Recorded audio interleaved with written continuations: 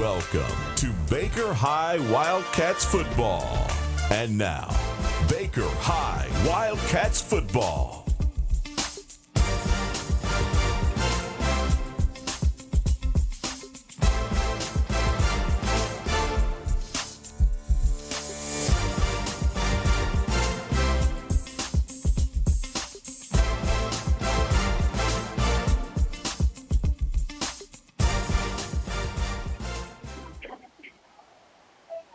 And good evening, everybody, and welcome to another Friday night edition of Baker County Wildcat Football.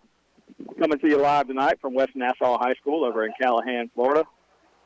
I'm Mike Cruz, joined as always by Jackie Baker, statistician Justin Thomas, and John Meadows, man in the booth back at Glen Baptist Church tonight. So good evening, everybody, and welcome to another edition of Wildcat Football. The Wildcats on the road tonight with a 5-1 record, taking on the Warriors here at West Nassau High School. The Wildcats come into the ball game with a 5-1 record.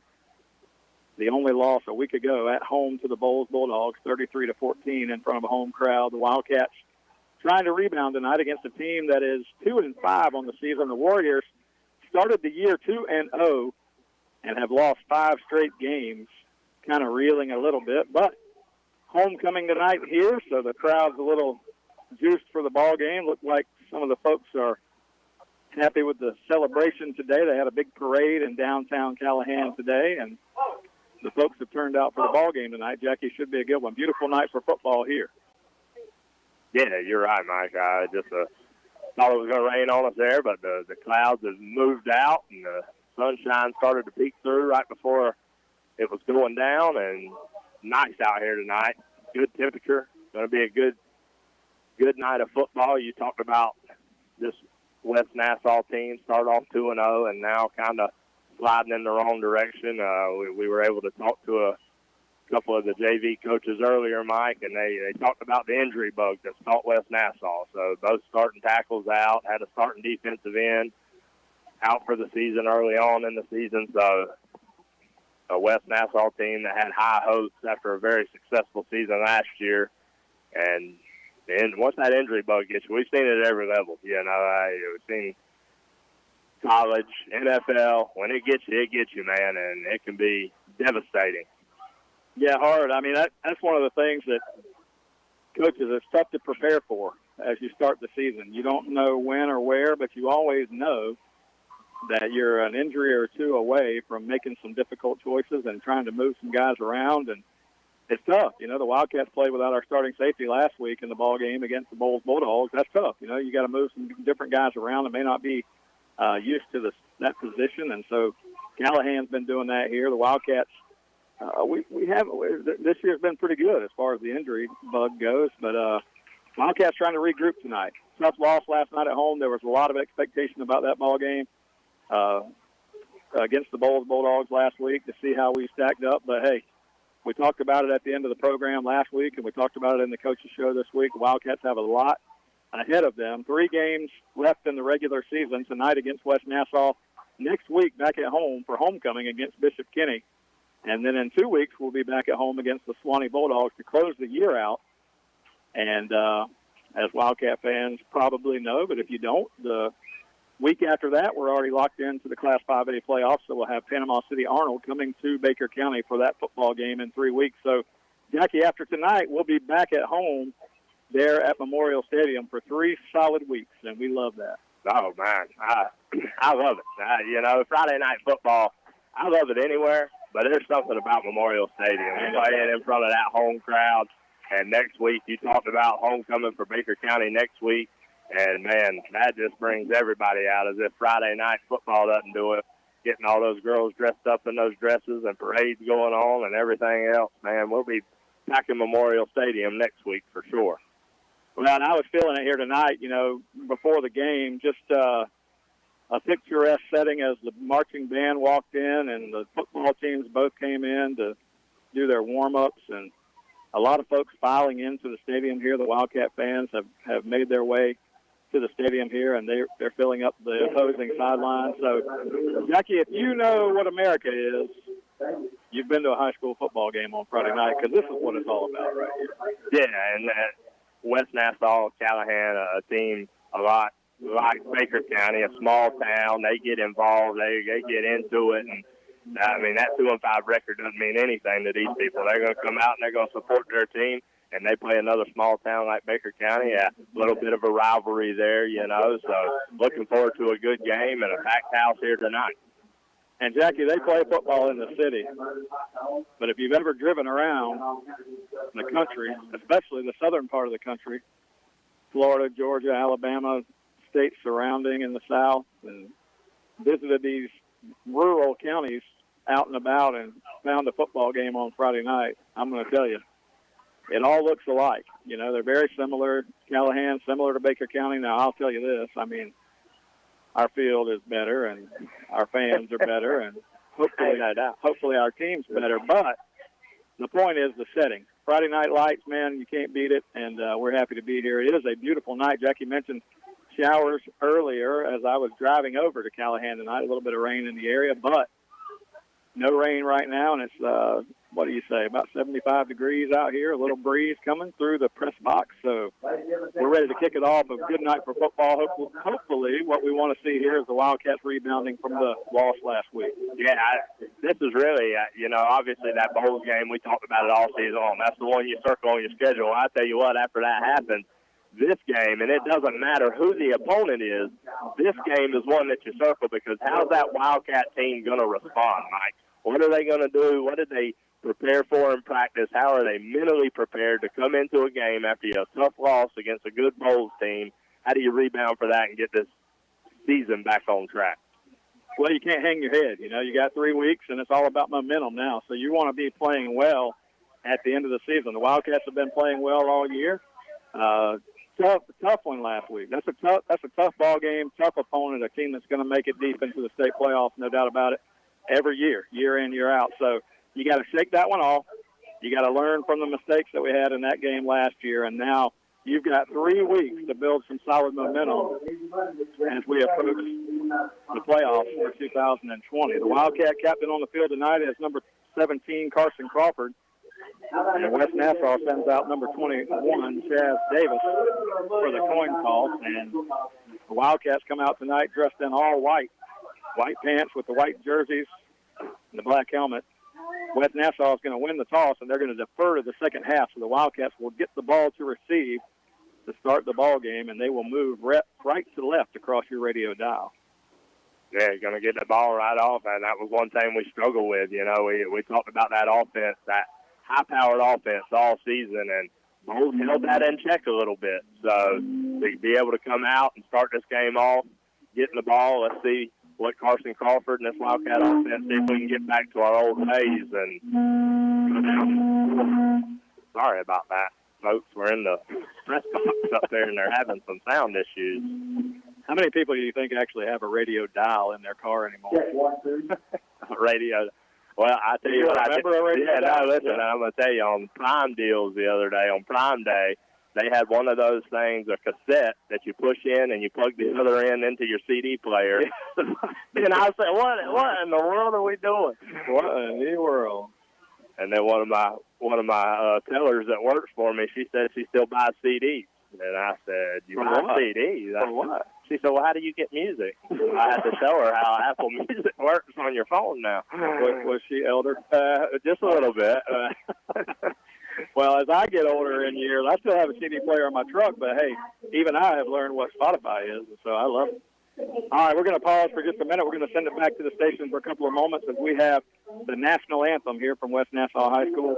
We'll be back with more Wildcat football right here on WFBB 97.5. You're listening to Wildcat Football on 97.5 FM WFBB. This radio station is a ministry of Glen Baptist Church in Glen St. Mary, Florida.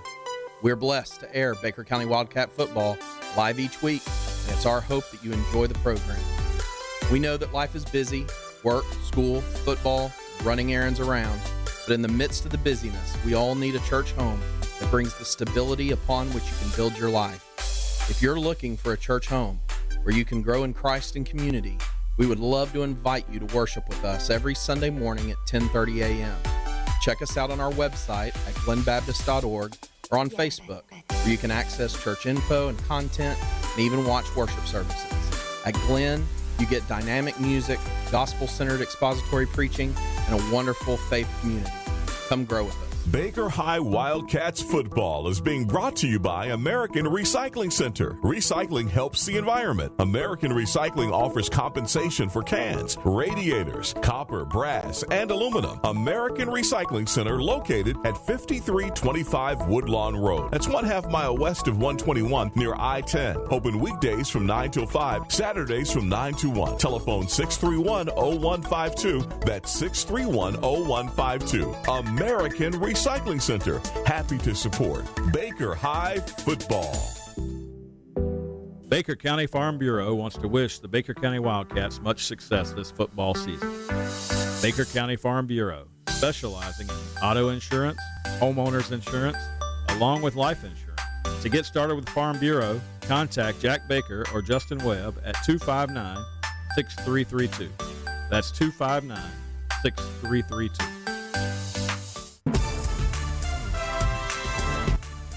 Welcome.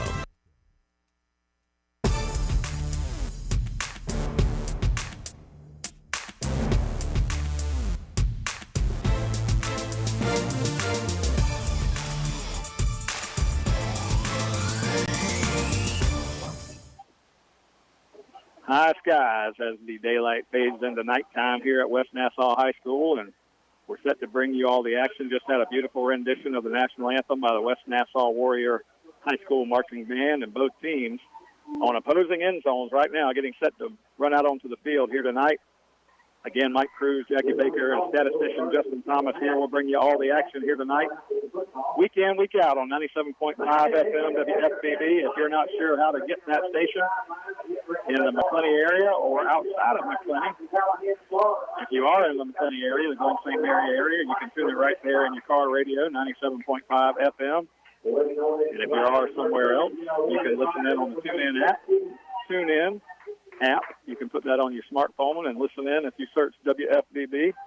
And then also on Facebook, if you look up Glen Baptist Church or Daily Ground TV, you can find a link to the audio for tonight's ball game. And for those of you who are interested in watching the telecast of the ball game tonight, we don't do that on away games. We only do that on home games. So Daily Ground TV and Jeremy Height and those guys at Baker County High School have done a great job. But the good news is for the next 3 weeks, you can catch the broadcast with the radio audio for the next 3 games. But tonight, radio only, so you got to hear myself and Jackie bring you the call. Yeah, I hate it for you. I'll be honest with you.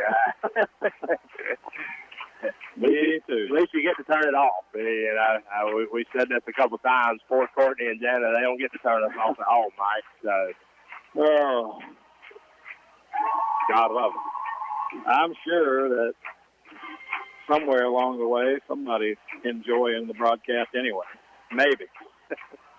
J-Mod Ruiz goes back to return the kick along with Cam Smith. They stand again to the right of your radio dial, and they'll be moving right to left here. I'm trying to figure out directionally, Jackie, where we're facing. I don't even know. We're kind of tucked back in here behind West Nassau High School, and I guess one would be behind us, so that would be south. So I guess the Wildcats are to the east. Sound right to you? Yeah. Moving east to west. There you go. I'm going to tell the folks, if it does get a little fuzzy, just move that radio dial just a hair.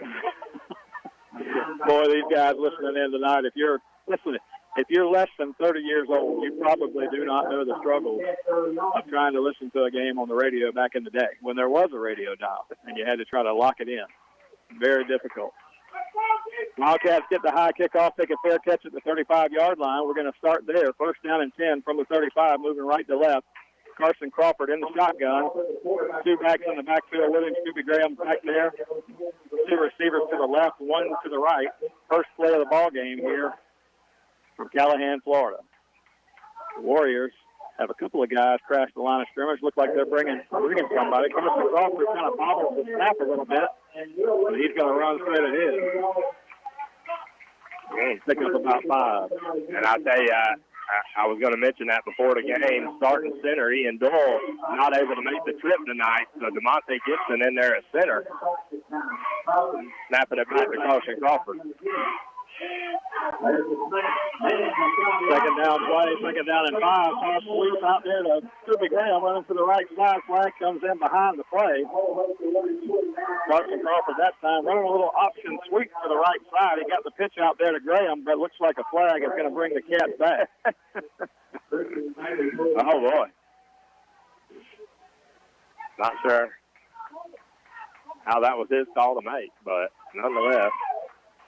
Big game by Scooby Graham and Carson Crawford. Like I said, just a little speed option sweep out there. Carson Crawford pitches it out there. Scooby Graham grabs it with one hand, picks up big yardage. Still going to get the first down, though, on that call. Yeah, in high school football, so they'll go forward progress to where the spot of the foul was. So the spot of the foul was past the down to make. And the Wildcats have a 1st and 10. Crawford takes the handoff and runs up the middle, and he's going to go into West Nassau territory across midfield to the 49-yard line, and it'll be 2nd down and 4. So right now that running attack for the Wildcats getting back where it left off in the Bowls game. Second down and 4. Crawford again takes the handoff and runs straight up the middle. This time a short game, maybe 2, to bring up a 3rd down situation. Yeah, 3rd and short here. I call on that one. He may have should have gave it to Scooby Graham with a lot of green on the right side of that offensive line. Crawford elects to keep it, though, but again, after picking up big yarders on 1st down, going to bring up a 3rd and 1. 3rd down, call it 1. The Wildcats from the 47-yard line of West Nassau. Crawford in the backfield, 2 receivers left, 1 to the right. Calls for the snap, going to give the ball straight ahead. The Wildcats are going to run for it. Got the 1st down yardage, but not a lot more. Jamarian Baker about 2 yards on the gain. It'll be 1st and 10. 1st and 10, and that's just a good power run that time by Jamarian Baker. Not much doing on that offensive front, but Jamarian Baker puts his head down, picks up the yardage needed for the 1st down, and the Wildcats put together a drive. 1st down and 10. Crawford from the 44-yard line. Going to play one deep, looks down the right sideline. The ball's going to be thrown in the air and incomplete. Looked like for a moment the defensive back was going to be there for an interception. He flips the ball up in the air, and the receiver almost makes the catch, but it falls to the ground, 2nd down. Yeah, and that's a lot of respect given to J. Mock Lewis over there. I tell you, he didn't have a chance to outrun that cornerback. The cornerback started at about 7 yards off, and, I mean, he is just beelining it out of there. 2nd down and 10 for the Cats. They've moved the ball into West Nassau territory at the 44-yard line. Carson Crawford in the shotgun. Again, this time they split 2 receivers to the right side of the field, the high side.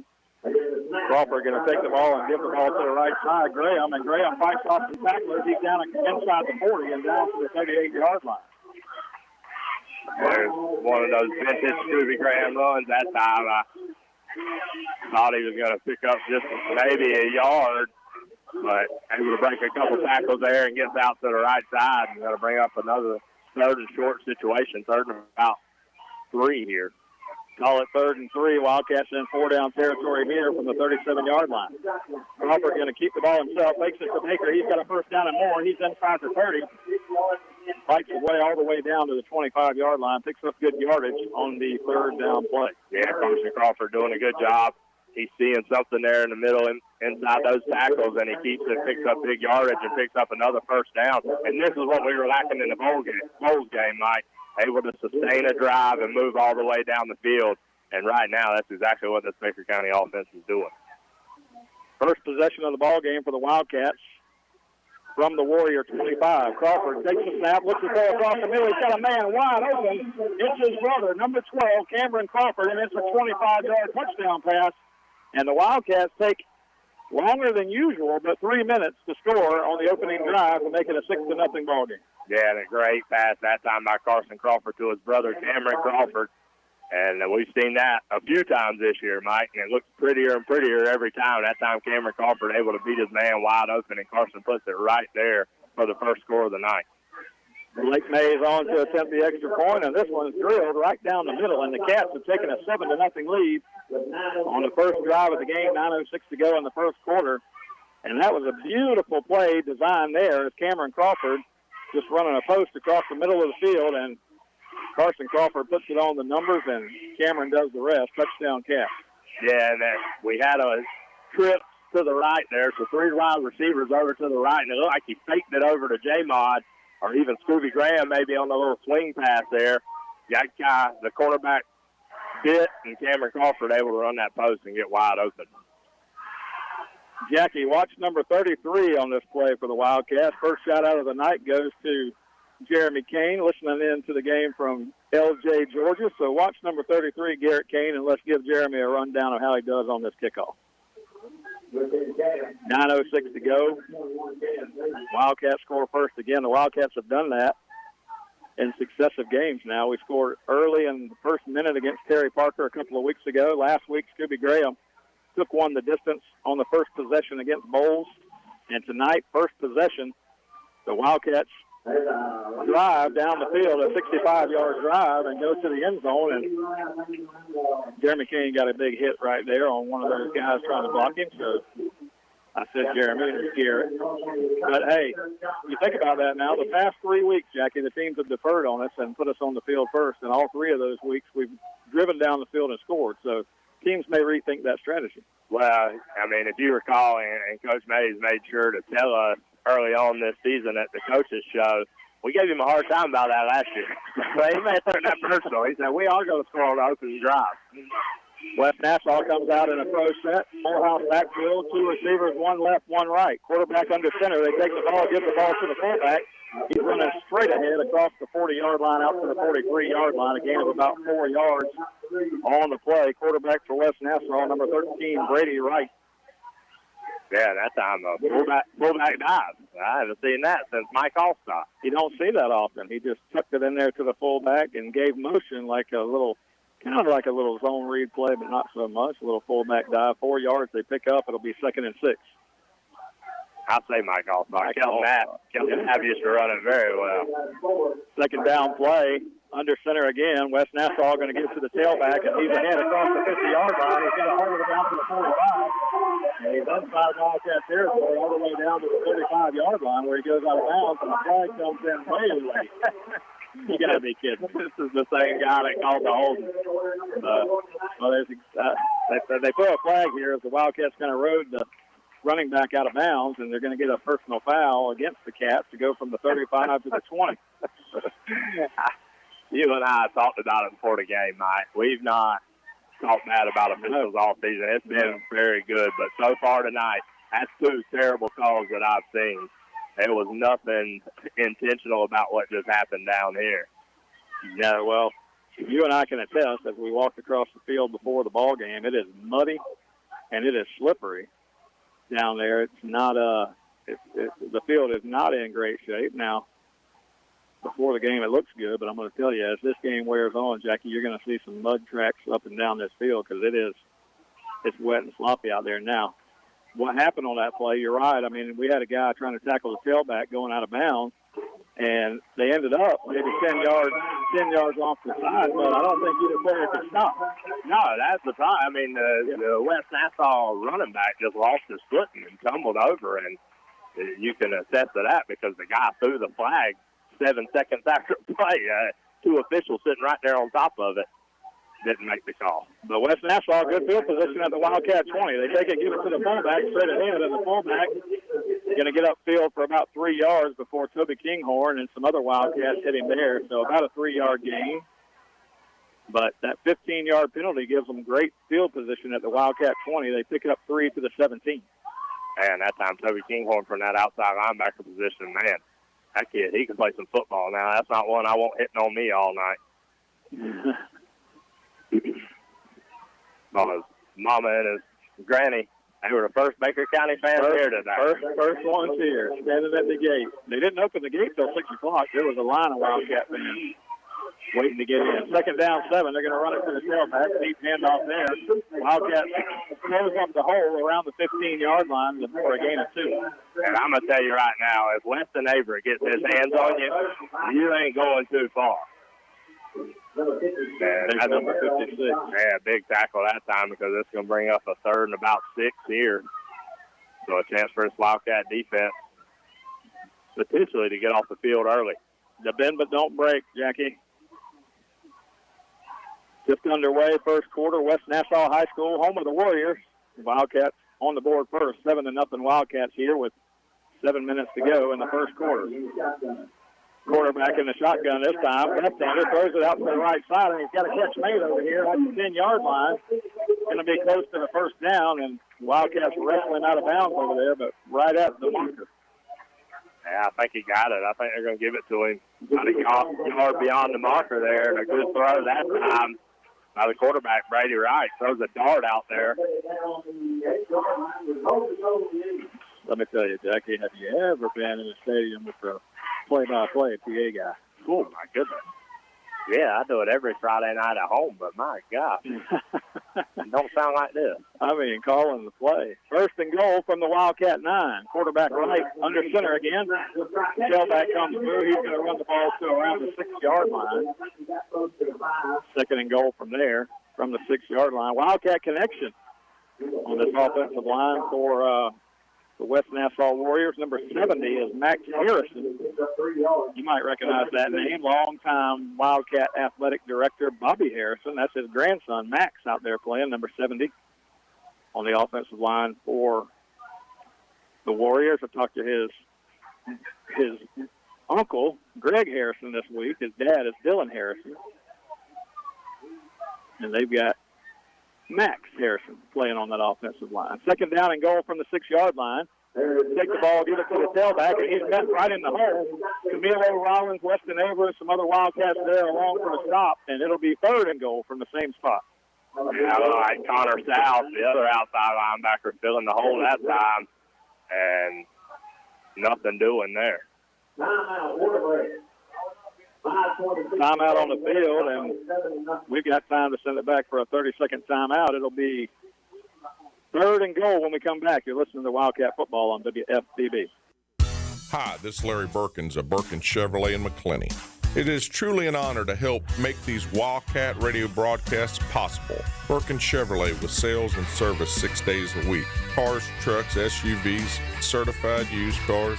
We help customers establish or reestablish credit. Thank you, Wildcat fans.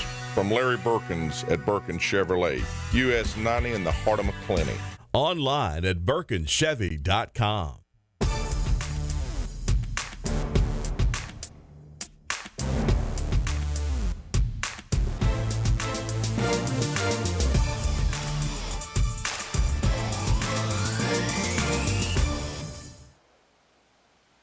Third down and goal, West Nassau inside the Wildcat 10-yard line. They sit right around the 5. We'll see. Jackie, I watched Blake Mays kick before the game for a while, but I didn't watch West Nassau kick, so I don't know. Depending on what happens here on third down, if they're in 4-down territory, if they might try a field goal. From this range, in high school, most everybody has a guy that can kick this far. It's about 22 yards from this spot. But third down and goal, they send no receivers out. They've got a full house. They attack the line of scrimmage here. One back in the backfield. Watch. You know what you got to watch here, Jackie? Watch the option play. Third down play under center. Here comes the quarterback. He's going to take the snap. He rolls to the right. It was an option play, and they blow it up in the backfield for a 2-yard loss. The quarterback couldn't even think about pitching the ball. No, there was no option there. There's usually supposed to be an option. There wasn't an option that time. Wildcats just drilled the quarterback in the backfield that time, but they marked the ball right back at the original line of scrimmage. So it's fourth and goal from the 5, and you can see no thought about a field goal here for the Warriors. They're going to go for it. Wildcats had 2 goal line stands against Terry Parker a couple of weeks ago on back-to-back possessions. Let's see if the Wildcats can turn them over here. It's not a goal line stand, but from the 5-yard line, they face a fourth and goal. No, anytime you can keep them out of the end zone or keep points off the board, especially in the first quarter, big momentum swing. 3 receivers to the top side of the field. The quarterback goes to the shotgun. Right takes a snap, fires to the right side. It's knocked away. The Wildcats and flag coming way late. My goodness. The Wildcats, Jamil Jones was there to knock the pass away, and they're going to call him for interference. Yeah, that time I thought Jamil Jones had good coverage. But you're right, they're going to get him from interference here, so half the distance. So might get a chance for one of those goal line stands. Well, that's not, listen, if it's an obvious pass interference, you typically see that flag flying as soon as the play is made, but he must lose it in his pocket or can't make his mind up, because that's 3 that have come well after the play was over with. And who of those 3 penalties been against? The Wildcats. The Wildcats. 4:23 to go. Wildcats on top 7-0, but West Nassau threatening. And now, after the 4th down pass interference, they've got a 1st down and goal from the 3-yard line. Under center again, goes right. He's going to hand the ball straight up the middle, and the Cats are going to stuff him at the line of scrimmage again. But he gets ahead to about the 1-yard line, so it'll be 2nd and goal from there. Timeout on the field. Or is that? Oh, the pass interference call, Jackie, did not give them an automatic 1st down. So that was 4th down. They gave them half the distance, but not a 1st down. Wow. Look at that. In high school football, again, the personal foul is not an automatic 1st down. You got to get the yardage. And in the case of a goal-to-go situation, there wasn't yardage to gain, so the Cats have turned them over. Well, it is a goal line. Yeah, it was a goal line stand, and I need to get my FHSAA rule book out because I can't keep track, man. I just knew that was an automatic 1st down, and we were going to have 4 plays to try to get it done. Well, in all levels of football other than high school, that is the case, so you can see why we'd be confused. 1st and 10 from the 2-yard line. The Cats will take it. Crawford in a shotgun, going to give the ball to Graham, and Scooby going to be hit right at the line of scrimmage. Not a lot of room there, and he didn't get very far. That was actually Jamarian Baker on the carry, but only a yard out to the 2.5. Yeah, and I tell you, so far this West Nassau team, they're loading the box. They're going to say, we're going to stop the run and make you throw it on us. 2nd down. Wildcats hand the ball off. No, Crawford faked it to Graham. He's got a hole. Across the 10, the 15, the 20. Crawford out across the 35, the 40. And as soon as Crawford got to the 35-yard line, another flag comes in. My goodness, keep them in your pocket. Oh, boy. It's going to be one of those nights. I was just thinking it. I know you were thinking the same thing. And listen, there was no reason, and maybe it was holding. It was getting the benefit of that. If it was holding, there was no reason to hold there. Carson Crawford had just busted about a 30-yard gain on that play. He was already past the wide receiver. So, again, he's running so far on these penalties, he's still picking up a 1st down, even with the yardage marked off. Crawford would have gotten out to about the 35-yard line after the penalty. It's going to move us back to the 15, but a 1st down for the Cats. Crawford keeps it himself, takes the Baker. There he goes again, 25-30. And Crawford tackles off to the 32-yard line, just lowering his head and picks up 17. Yeah. Carson Crawford, not a guy we think of as a power running back, but that time I'm not sure who was on the receiving end of that hit, but they know Mr. Crawford's there tonight. 2 tough runs by Carson Crawford. Wildcats out to the 31, 16-yard gain on that carry. Scooby Graham checks back into the backfield here. Wildcats with 2 receivers to the far side. Going to give the ball this side. Scooby Graham's got it. He rolls over a man at the 38-yard line. Scooby Graham lowers his shoulder and just knocks the linebacker over and picks up 11 yards and a 1st down. Oh, my goodness. Welcome to the game, Scooby Graham. Oh, man, that's vintage Scooby Graham right there. Lower your shoulder, run a man over, and pick up a 1st down. That's what you like to see from Scooby. He lowered his shoulder, knocked the defender back about 3 yards, and kept going. 1st down and 10 from the 43. Cam Smith's going to get this one running to the right side. He's out across the 45, and he's going to be turned back around the 49-yard line, close to midfield. And just like that on 1st down, we're going to pick up 8 or 9 more yards on a Cam Smith carry to the right. Great job again by Scooby Graham. Just knocked another guy on his back just so he's blocking out there. So Scooby Graham here to play tonight. Call it a 7-yard gain on 1st down for Cam Smith. Now Jamarian Baker, the only backfield. You've got 3 receivers to the top of the field and 1 to the bottom. 2nd down play, high snap. Crawford gets it, and he's going to be picked in the backfield. He's going to be knocked down right there. The snap was a little bit high, went off his hands. He had to go up in the air to get it. And that threw the play off, and it'll be 3rd and about 6. Oh, man. curious to see how that center quarterback exchange was going to be tonight. New center in the ball game. And that time, man, that thing hung up there so long you kind of lose your breath for a couple seconds. Yeah, third down that time. The Wildcats, I think, were going to throw the football to the right side. They had 3 receivers set there. Now, if you look, Jackie, on the near side here, 3 receivers bottom. Scooby Graham's one of them. Third down and 6. The Wildcats swing it out to the right side here. It's Jamarian Baker on the catch. He's got the first down across midfield and into West Nassau territory to the 43.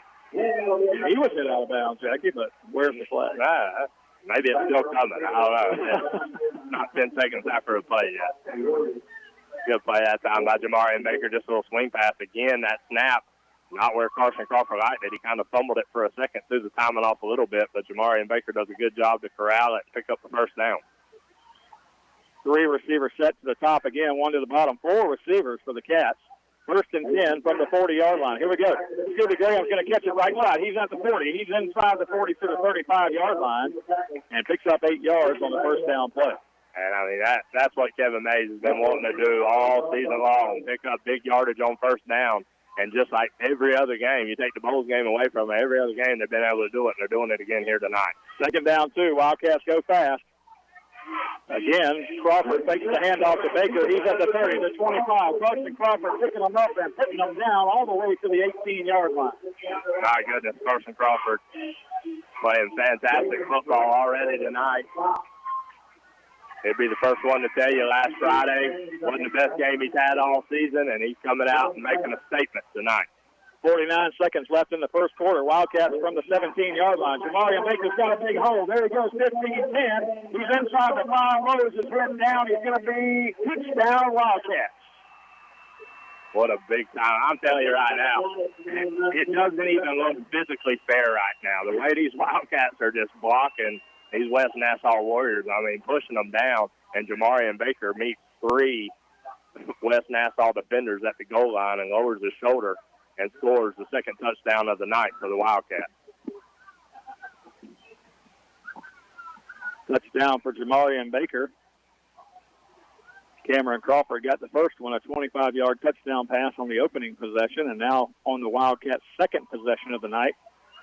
To drive it right back down there, and Jamarian Baker, a big run, 17-yard touchdown run for Jamarian Baker. Blake Mays in there to attempt the extra point, and the kick is on the way. It's right down the middle, and it's 14-0. And the Wildcats in the first quarter have owned it. 14-0. Cats on top. Jackie, what would Larry Birkin say about that? He'd just say, "Come on, Jamarian Baker. Keep mowing them down, son. Come on to the end zone. Come on down to Birkin Chevrolet." That was a 17-yard Larry Birkin Chevrolet touchdown run. Have you driven down US 90 and checked out what's on the lot lately? Oh, man, I can't do it, Mike. I tell you, one of these days, I'm just going to show up at home with a brand-new Chevrolet, and my wife's going to take my 9-iron right to the back of my kneecap. That's possible for a lot of reasons, right? Yeah. New truck would be the least of my worries. Cats have it on top here. Only 38 seconds to go in the first quarter. We'll take a 2-minute timeout at the end of the quarter. I want to thank all the folks for listening in along the way. And Wildcats looking good here to start, coming off the loss last week. Kickoff down to the 10-yard line, taken there by the return man. He's going to get across the 25-yard line, and that's where they will put it in play, first and 10 from the 25. Deep kick that time by Blake Mays. Sends him all the way down inside the 10 there. So West Nassau going to start with worse field position they did on that opening drive. See if this Wildcat defense can settle in here. 14-0 lead already in the first quarter, but wanted to come out and prove a point tonight after your first loss of the season. You want to come out and make a statement, and I know that's what was on those guys' minds. First down and 10 from the 25. The Wildcats have answered that. They've made a statement here to start the game. Now we need the defense to put a 3-and-out on the board, and let's get the ball back. 32 seconds to go in the quarter. West Nassau from the 25. Under center Quarterback right, takes the snap. They're going to run a toss sweep to the right side. The running back's going to be hit by Camilo Rollins first. They're going to host the Wildcats behind him, but he does get about 4 yards out to the 29. Yeah. Toby Kinghorn, Toby Kinghorn just likes to hit people, man. He caught that lead blocker, and my goodness, just laid the wood to him there to open it up for Camilo Rollins to get in there and take the running back down. But like you said, after a gain of 4 or 5 there. I thought that was going to be the last snap of the quarter. It still may. That's going to do it. The quarter is going to run out. The Wildcats are going to take a 14-0 lead to the second quarter, and we're going to take a 2-minute timeout. You're listening to Wildcat Football on WFBB 97.5. For over 50 years, Dependable Heating and Air Conditioning has been serving the community of McClenny. They provide quality air conditioning, HVAC, and electrical work to the residents of McClenny and the surrounding areas. The phone number for Dependable Heating and Air Conditioning is 259-6546. Oscar and Susie Gray would like to say, go Wildcats. Again, that's Dependable Heating and Air Conditioning, 259-6546. We all make choices about alcohol. Kids make choices whether to drink or not. Bye, Dad. Remember, I'm going to Alex's party tonight and sleeping over. Hey, remind me about that party again? And adults make choices whether to talk about it.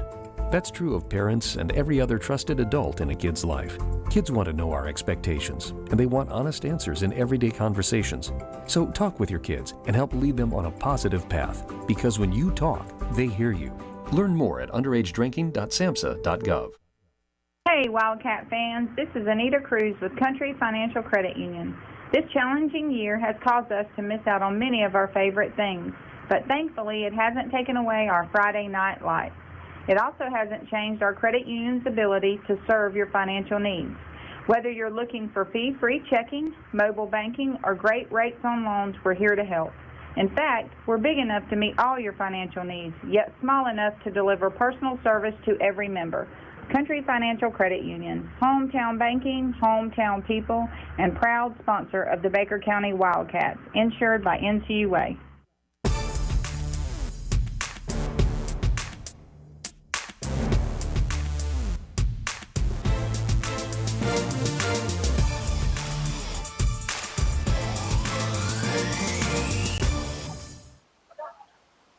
From West Nassau High School, Mike Cruz, Jackie Baker bringing you all the action. Baker County Wildcat Football 2020.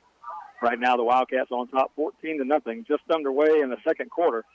West Nassau facing a 3rd down and 4 at their own 37-yard line. Quarterback right under center. Got 2 receivers split, 1 left, 1 right. Going to take the snap, give to the he plays option left. He fakes everyone out with the fullback dive and tosses it to the tailback coming to the left side, and he's going to get the first down across the 35. Yeah, that time able to pick up the first down. We called it on the little option play, and nobody had everybody freaked out on the fullback give. And that was number 3, Samuel Prophet on the carry. First down Warriors at their own 36-yard line. Wildcats had 185 yards of offense in the first quarter tonight. Carson Crawford accounting for 120 of those, 44 through the air and 81 yards on the ground for Carson Crawford early on with 1 touchdown pass. First down play, they're going to throw the ball left side, looking deep down the sideline, and the ball is going to be incomplete. The receiver and the quarterback were not on the same page. And I love it. The receiver turns around, he throws his hands up. Jamil Jones in his hip pocket the whole time. Better be lucky that one was thrown where it was, man. Maybe 6 going the other way. A couple of picks last week for Jamil Jones in the ball game. And a touchdown saving tackle of the Bulls quarterback on a zone read play that he was off to the races. Jamil Jones chasing down from behind, and the Wildcats held him to a field goal on that drive on what was a sure touchdown that Jamil ran him down on. Second down 10, West Nassau lines it up at the 36-yard line. Again, full house backfield, the fullback, running back, and 2 receivers. Very much a pro set here. Second down. Take the snap. Quarterback's going to run the option to the left, and he's got a little room. He's out across the 45 before Camilo Rollins can pick him up from behind. And it's going to be a first down for West Nassau out near midfield. That time, taking that fullback dive again, and that Wildcat defense, that's stressing. And all these defensive coaches will tell you, at option, man, you got to do your job. You got to know what you're doing, where you're supposed to go on that, who's supposed to hit the quarterback, who's supposed to hit the pitch man. And so far, we're not doing our assignments properly. First down and 10 from the 49. Same set, quarterback under center. Right, the quarterback takes the snap, going to give to the tailback straight ahead, and he's not going anywhere. Might get the 50-yard line for a gain of 1, a short gain. But Jackie, you said it, assignment football when you play the option, and if you're not old enough to remember this, but back in the 90s when Nebraska used to just run over people with the option, you wondered how in the world can you not stop that? But it's a misdirection. It's a misdirection offense, or the assignment, like you said, you got similar to the zone read. You're not sure who's going to get the football, so you got to track them all. Now they just fancied it up, and now it's just run, pass, option stuff, New world. Second down and 9. Quarterback right's going to throw it to the left side. He's got a receiver and a catch made, and he's going to be down inside Wildcat territory to the 41 before Connor South and DeHaven Clark team up on the tackle there, but it's going to be a first down. Those were our 2 Wildcats that joined us for our Dependable Heating and Air Conditioning Wildcat Coaches Show this past Monday. We had DeHaven and Connor South along with Zane Mobley on the show this past week, and love having those Wildcats on the show each week. And I tell you, Coach Mays alluded to it on the Coaches Show, against that Bowles team, we were supposed to keep everything in front of them. Let them catch these short passes and drive down the field, and this time Jamil Jones doing it right. I mean, right where he's supposed to be, letting him catch underneath and making the tackle. Pass to the right this time. They come out, and the Wildcats are going to defend this one well. Tackle is going to be made over there about a yard upfield, and now there's a flag after the play. That might have been a little acting job over there. I didn't catch the whole thing. One of the Wildcats pushed the Warrior, and he did a somersault backwards. He did his best LeBron James. And another flag. Have the Warriors been flagged tonight? No, not at all. Right now it's going to be about 5-0. Yeah. 5 flags to none so far tonight. And again, it's going to be against both teams. Offsetting. So now the Warriors do have a flag thrown against them, but it won't count against them because they offset, and it'll be second down. No harm, no foul. Well, but I thought I did see something for them, but it's unlike any Wildcat defender to react like that well after the play, and Coach Kennedy's going to take a timeout to talk about it here. Not typically. You don't want to blame anyone. Everybody can lose their head from time to time, but that time they do call offsetting. So, hey, folks, I want to remind you we've been teamed up with the Baker Prevention Coalition all year, and the Baker Prevention Coalition is sponsoring something that's very good, community awareness type event tomorrow. If you have unused or expired prescription medications, they are a public safety issue. So proper disposal of unused drugs saves lives and protects the environment and the community. Baker Prevention Coalition is partnering with the Baker County Sheriff's Office and CVS Pharmacy for Take Back Saturday tomorrow on Saturday, October 24th. That will be from 10 a.m. to 2 p.m., and you can go and dispose of your unwanted prescription drugs. And I believe that's up around the courthouse tomorrow where they typically set that up. But that is tomorrow from 10 a.m. to 2 p.m. Also, the Baker Prevention Coalition sponsoring each week the Wildcat warm-up tailgate. And next week, when we host Bishop Kenny for homecoming on Friday night at 5 o'clock, you can get down to Lions and Lions accounting office right across from the stadium there at Memorial Stadium, and they'll have the Wildcat warm-up. Free to Wildcat students, free food, some games. They just have some fun out there, and the first 25 of them, I believe, get in free to the game. Yeah, you can't beat that, man. I'll tell you right now, if I was in high school or a student, I'd be down there in a heartbeat. Get Big Jack to drop me right on off down there. Second down and 9, this time from the shotgun. Right rolls to his left-handed quarterback fires one over here. It's going to be incomplete. The receiver had a chance at it, and then after he bobbled it, Carlos Jefferson made sure he could not make the catch. Yeah, great play that time by Carlos Jefferson again. Letting these receivers catch them underneath, and then let's make the tackle as soon as they do. And with a bobble ball like that, Carlos Jefferson right there to knock it away. Going to bring up a 3rd and long situation. 3rd down and long. 3rd down, call it 9. West Nassau in the huddle, 8:16 to go, 2nd quarter. Cats on top, 14-0. 2 first quarter touchdowns, a Wildcat touchdown pass from Carson Crawford to Cameron Crawford, and a Jamarian Baker touchdown run. And now a timeout. The Warriors didn't like something on that 3rd and 9 call. I think the delay of game was creeping in on them. They took a little too long to get the play call in and get set up. So let's take a timeout there. Don't want to put yourself in a 3rd and 14, already down 14 points. And I knew I'd messed something up, Jackie, but tomorrow the prescription drug take-back day is at CVS Pharmacy, so not at the courthouse. I think that's when they dispose of the pink stuff. Remember those hazardous materials? So that's a different take-back day. This tomorrow, the prescription drug take-back day is down at CVS, and Leah Roden from the Baker Prevention Coalition is keeping me straight. Yeah, she'll do that too. Done that to me a time or two. We appreciate everything she does for Wildcat football. Wildcat fans across the way, you can always let me know when you're listening in. My buddy Gerald Gonzalez listening in up in the Smoky Mountains just sent us a hello and listening in live. So we've got them across the country listening in tonight, Jack.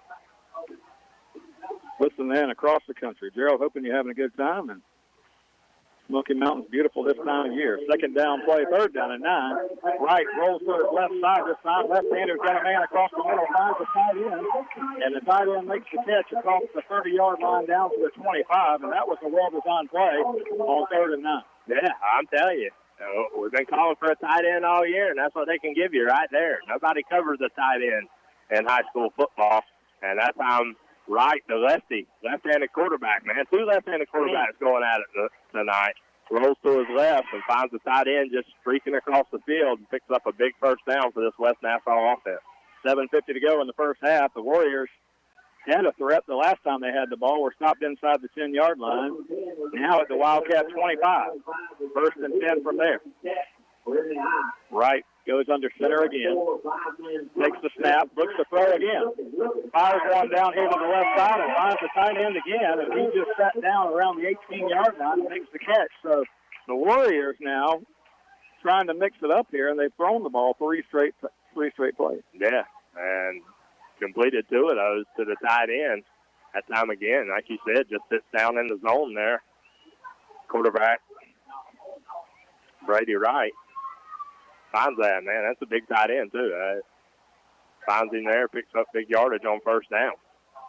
Down to the 18-yard line, 2nd down and 2 now. Wright going to give the ball to the fullback. No, he fakes it, pulls it out, and the option to the left, and they're going to get the 1st down. Good play, the option fakes to the fullback, and they run it left side down to around the 12-yard line where it'll be 1st and 10. Yeah, they found something in that option, I tell you, mixing it up between the option and throwing it around a little bit. Wildcats still just missing the assignment barely. They can't figure out who's supposed to get the pitch man and who's supposed to get the quarterback there. And that time, West Nassau picks up another 1st down and knocking on the door. 6:51 to go in the half. Wildcats on top 14-0, but the Warriors threatening. Brady Wright, the quarterback, under center again, 1 receiver to the right. Fullback in the backfield along with the tailback. The tailback's going to get the ball this time, and he's going to be stopped right at the line of scrimmage, maybe a half a yard on the play as he gets down to the 11. Big Zane Mobley that time. He's had a couple plays, able to shed a blocker and get right back there and make the play at the line of scrimmage. That time he drags the running back down for short yardage. So nothing really doing inside the tackles for West Nassau, but they have found something on the outside with that option play. 2nd down and 9 coming up just to prove they're listening in all over the country. Jackie, our buddy Marty Sheffield checks in from Kentucky, listening in tonight for Wildcat football. I was going to say earlier, Mr. Gerald, I didn't get it.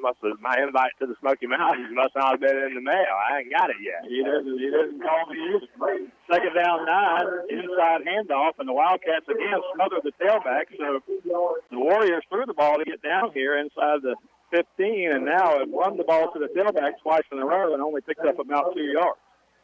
Yep, big Bobby again, Weston Rivera. We're going to get the mid-quarter water break here. 5:56 to go in the second quarter. We'll keep it here for the mid-quarter timeout. The Wildcats on top 14-0, but West Nassau with the ball at the 9-yard line, facing about a 3rd down and 7.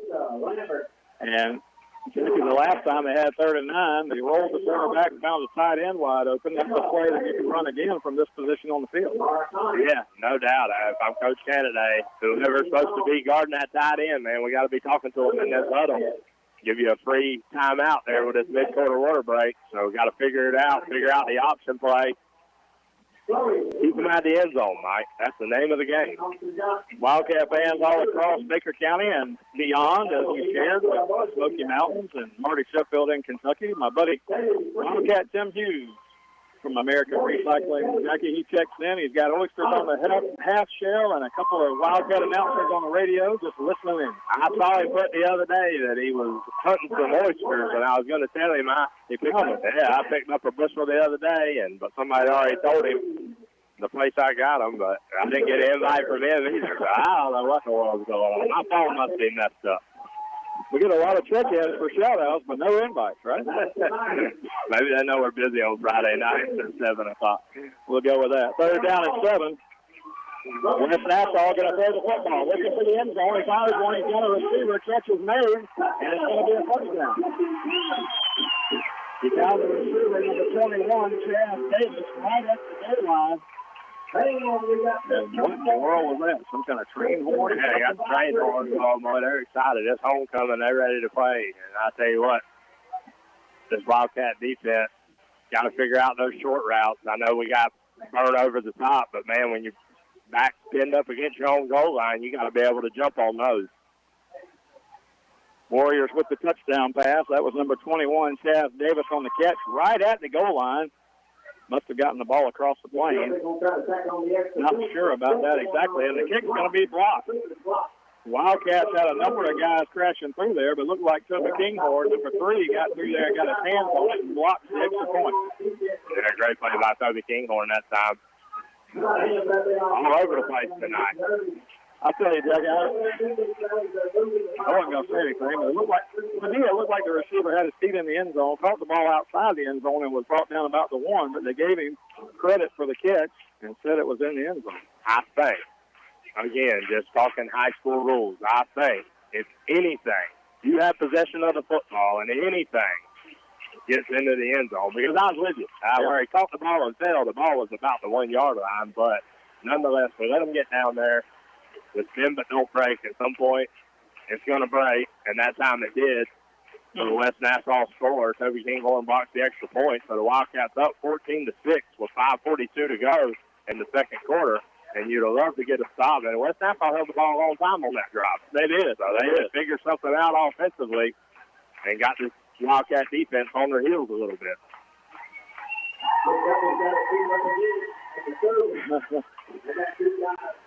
We got an invite, Jackie. I'll tell you what it is in just a minute. High kickoff here coming down, and the Wildcats are taking it to 32.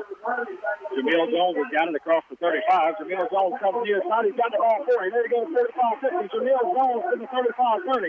One man to beat us, the kicker at the 15. He gets a block, and Jamil Jones is going to take it 68 yards for the Wildcat touchdown on the kickoff. Man. That's a break we needed. And, again, that was just a little pooch kick. Jamil Jones fielded that ball at about the 35, and what they're hoping for is that guy just calls a fair catch. Jamil Jones did not. Takes off to the left there, thinks he has some space, and then finds a hole and cuts back right, and it's off to the races. Cam Smith throwing him a good block there at the end for a Wildcat touchdown. And that's deflating. You know, West Nassau takes a lot of time. They get the ball all the way down the field. A great drive. They put 6 points on the board, and then they get an extra point blocked, and then they get a kickoff return by the Wildcats for a touchdown. So, you know, that takes the air out of the sails of that West Nassau team as the Wildcats now, as Blake Mays tacks on the extra point to make it 21-6. Yeah, no, I agree with you. I thought that was going to be one of those plays where you said, okay, they're back in the game now. They got a little momentum. It's homecoming. Things are going good. And just like that, Jamil Jones turns it around quick. Jamil Jones caught that ball at the 32-yard line, and he went straight upfield, and there was a wad of players there around the 35, 40-yard line. He came out of there, got to the near sideline here, and right in front of the West Nassau bench, picked up a huge block around the 10-yard line. Got the kicker. Somebody got the kicker. Not sure who it was. Cam Smith. That's the touchdown block. The kicker had great angle, and other defenders in pursuit of Jamil Jones probably makes that play, but Cam Smith able to knock him down. Springs Jamil Jones, so that puts the Wildcats up 21-6 with 5:27 left in the second quarter. And coaches in the stands over here at West Nassau as well, Jackie. The Wildcats are going to run a little onside kick. It gets to midfield, and the Wildcats are going to recover the ball. That went 10 yards, and oh, my goodness, the officials are going to say it goes back to West Nassau. What? Oh, boy. Oh, they're going to mark it. There's no way. They're going to say the cat touched it before it got to midfield, and they're going to give the ball to West Nassau. You got to be kidding me. Flag down over here. Holy cow. He's walking out. He's trying to say, I know it didn't cross that 50. And we're sitting here, what? Oh, and now they waved the flag off. The ball got 10 yards, and the Wildcats were the only ones there to cover it. They waved the flag off, and it's got to be the Wildcats' ball because that is a penalty. They say official timeout. Illegal touching is what we've got here on the Wildcats, so that's going to give West Nassau the ball. So the only way that they call illegal touching there is if they think somebody hit the ball before it went 10 yards. Now, in the referee's defense here, the ball only went exactly 10 yards. So if they thought a Wildcat hit it right before it got to midfield, I'm not sure, Jackie, but that, to me, should be Wildcat football. Yeah, I can already tell you, you're not going to get any freebies over here tonight, so you better make sure it's in plain sight of everybody, and I thought that one was.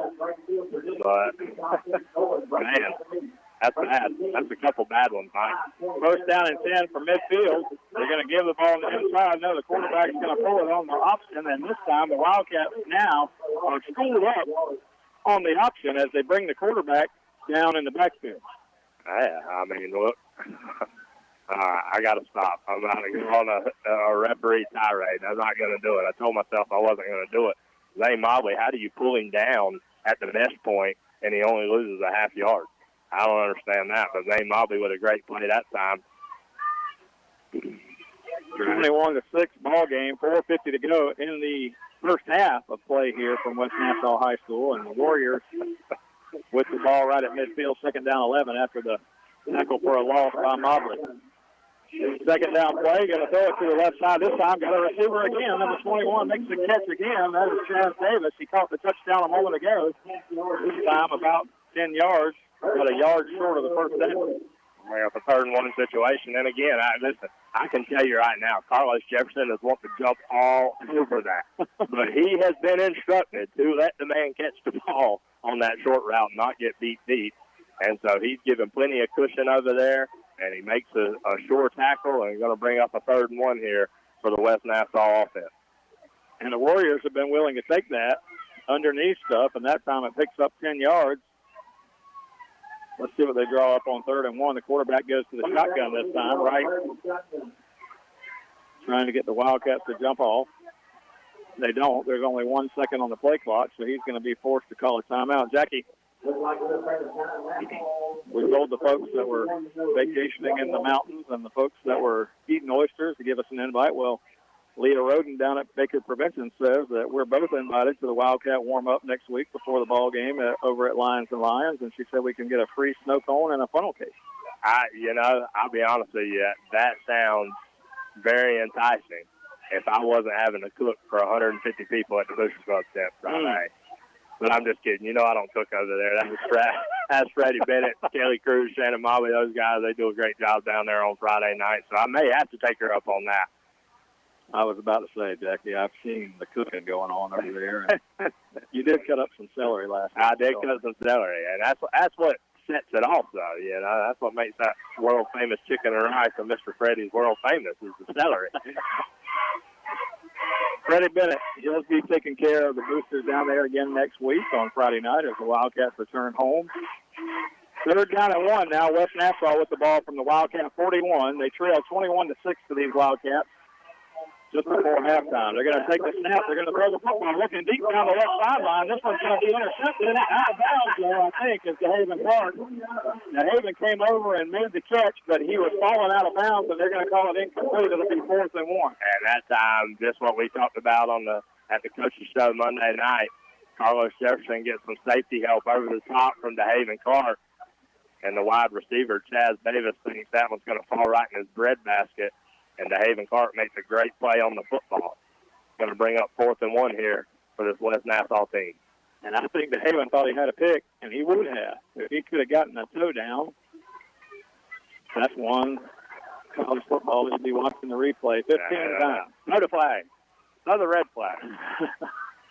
4th down and 1. Now they'll go back to the quarterback, Bailey, going under center. Right, I'm sorry, 13 right. He's going to just quarterback sneak straight ahead. And from where the official is coming across the sideline, he's going to be short. I think he's going to be short. He's got to get the 40. The ball's got to be touching the 40 for a first down. And with this mark, he's going to be short of the 40-yard line. Oh, yeah, he's short. Yeah, he's short. That's not going to be a first down. The Wildcats are going to turn them over. Listen, I ain't going to lie. That may be the first favorable call we have, guy. I thought he picked up the first down. They're going to measure it, Jackie, but my goodness, if the ball doesn't touch the 40-yard line here, it can't be a first down. Not where the chain. I mean, the chain's set up before the 50. That's short. Yard short. And let me just ask you a question. If you're an official looking at the chain and you can't look over there and see that that's not a first down, you got to cross that line. Come on. Yeah. Come on, Jackie. All right, listen, I know. Yeah, I'm no fan of this officiating crew, I can promise you. I mean, they bring the chains out just to play across the field. My goodness. Nonetheless, though, this Wildcat offense is going to take over. The Wildcat defense gets a huge stop there on 4th down, already up 21-6, 3:40 to go in the second quarter. Wildcats looking to add on some more here. Cats get the ball back here on offense, have scored both times we've had the ball, and we got a kickoff return for a touchdown. Christian Crawford takes one to Skippy Graham to the left side and keeps it himself across the 45-yard line here. Pick up a 5 yards on first down. We got a good play that time by Carson Crawford. Just see something there again in between the tackles and picking up big yardage when he decides to keep it. 2nd down and 5 from the 46-yard line. Cats on top 21-6. Carson going to fire the ball left side. He's got a receiver over there. It's Cameron Crawford, but this time the Warriors fight off some blocks, and they get back there to throw Cameron down for a loss. Yeah, that's not what you want to do. 3 minutes counting here. You don't want to take a negative play. And I'll be honest with you, I thought Carson held on to that ball a little too long. That's one of those plays you just got to turn and flip it out there if that's what you're going to do. About the time you look that way, that gives those defenders another second or two to get off blocks and make a play, and that's exactly what they did that time. 3rd down and 9. Wildcats need to get across the 50 for a first down. Going to throw one across the middle, and he had Jamad Ruiz breaking at the 40 of West Nassau. The pass just not on time. It'll be 4th down. And that's frustrating. You know, a chance to go down and put more points on the board. You know, Coach Mays is not happy with that offensive series to go out and you do what you want to do. You pick up 6 yards on first down and then take a 4-yard, 5-yard loss on 2nd down and then incomplete pass and have to punt it back to West Nassau with 2:45 on the clock. First punt of the night for the Cats, and Jamil Jones, a good punt. He kicks it all the way down to the 20, and one of the Wildcats touches it. Unfortunately, Cameron Crawford got his hands on it, but I think he just kind of ran into it accidentally. It'll be 1st and 10 from the 20-yard line. Good punt from Jamil Jones. Yeah, Jamil Jones does a great job back there, and I think in Cameron's defense, I think when it did bounce back. Kind of back in. Took a West Nassau bounce, so maybe he did save us a few yards there by touching it right away. So 2:36, Wildcats up 21-6. Man, I wish we'd got some more points on the board on that drive. 2:36 to go in the half. Yeah, what you don't want to do is give enough time here for West Nassau to drive the field and make it a one-touchdown game before halftime. So the Wildcats will get the ball West Nassau will get the ball to start the second half. They did win the toss and deferred to the second half. So if they could drive here, they could make it one of those 2-for-1 situations. Jackie, you get the ball to start the second half. Right under center, first down and 10 from the 20-yard line. One back, fullback, and the running back in the backfield here. Going to give the ball to the fullback, and the fullback is going to wrestle his way ahead, but not for much, as the Cat defense is all over him at the 20. Yeah, they figured the fullback dives out. But now we just got to get, when Wright decides to pull it and run that option play, which now they're on the right hash, you got to be careful of left-handed quarterback. That's where he's like to option it all day, or even roll out to the left again. Watch that tight end. I forgot what number he was, Mike. 10. Number 10, big tight end down there, Michael Thorne. Michael Thorne, big tight end. And then, of course, Chaz Davis, who's got the only receiving touchdown for the Warriors, the only touchdown for the Warriors tonight. You got to be watching him where he lines up on the field. Second down 10, under center, quarterback right. From the 20, second and 10, they run the opposite left, little sweep play here, and the running back was going to be tackled in the backfield, but he lost his footing as well, so he's going to lose 3 to make it a third down and 13. And I was trying to see, Big Weston Aver down there just blew that up. He tackled right, had his hands on right, about 3 yards behind the line, right, barely able to get it off. And like you said, a host of Wildcats back there to make the tackle if he doesn't lose his footing. And Coach Mays, Jackie, thinking let's get the ball back here one more time, calls timeout with 1:38 on the clock. The Cats thinking if they can stop on third down here, especially force an incompletion on third down, you'd get an automatic clock stoppage, and then you could get a punt back with about a minute and a half to go. So depending on what the Warriors do here, do we have a timeout left? I think we do. We called one. Yeah, I think we only called one early in the first quarter. And then this one, yeah. So we should have one left, Mike. And I tell you, I think on this, West Nassau's got to be thinking the 2-for-1 scenario here. So I'm finding Chaz Davis. And if he lines up at receiver, I think I put DeHaven Clark with some more help over the top. Leaves Jamil Jones and Carlos Jefferson the opportunity to jump on those short routes, knowing that DeHaven's there to save the day.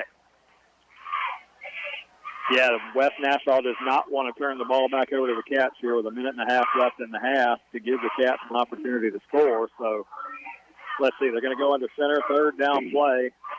And I don't see Chaz Davis on the field, Jack. He's a running back. So he goes from wide receiver to running back. So one of those skill position guys from West Nassau plays all over the field.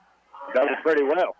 I'm going to tell you, after the timeout, they're still confused. The offense looking to the sideline to find out what the play is. Third down and 13. They were looking at the Wildcats defensive set. They're going to run the option, and now Chaz Davis was going to try to throw one out of the option. He's going to be tackled in the backfield for a loss.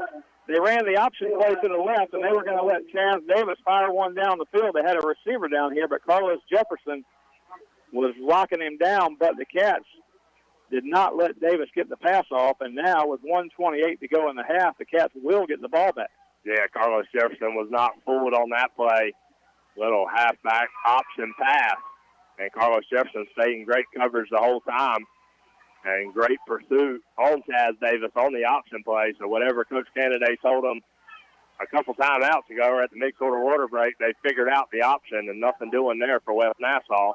So the Wildcats, with a minute 28 left on the clock, are going to get the ball back in pretty decent field position. Chaz Davis, Mr. Do-It-Everything, he's the punter now. Scooby Graham stands at midfield. Cats are going to get good field position here with a minute and a half. Almost get a block.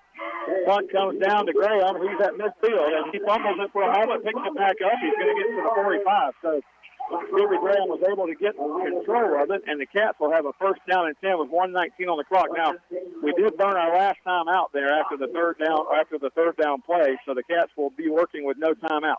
No timeout, but good field position here on the West Nassau 45-yard line. 1:19 left. We know how fast this offense can score, and they're going to have to do it here, like you said, Mike, with no timeout.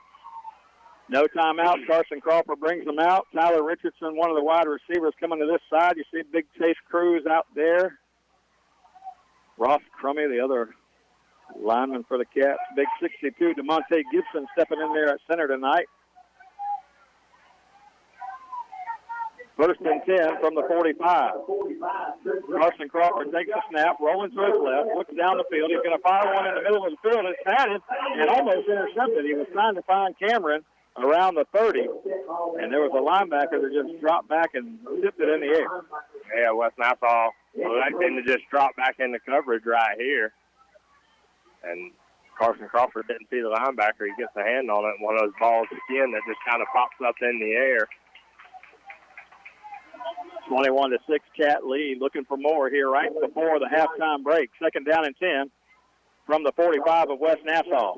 Carson Crawford trying to set the screen up. They've got it. There goes Jamarian Baker to the left side, and he's going to be tackled only after a short gain. The screen was not well blocked at all. I thought they had it set up. They had it set up perfectly. You got to get down the field and block, guys. Under a minute now, clock running. Third down and 8 from the 43 of West Nassau. Crawford takes the snap. He's under heavy pressure. He breaks away from it. There he goes to the 40. Crawford to the 35. He's going to get out of bounds and put out of bounds. And there's a flag that's going to give us 15 more yards. Oh, man, thank you, goodness.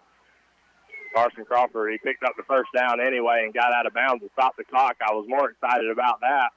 But the West Nassau defender decides to roll him up about 4 yards out of bounds. So the Wildcats going to get 15 more right here.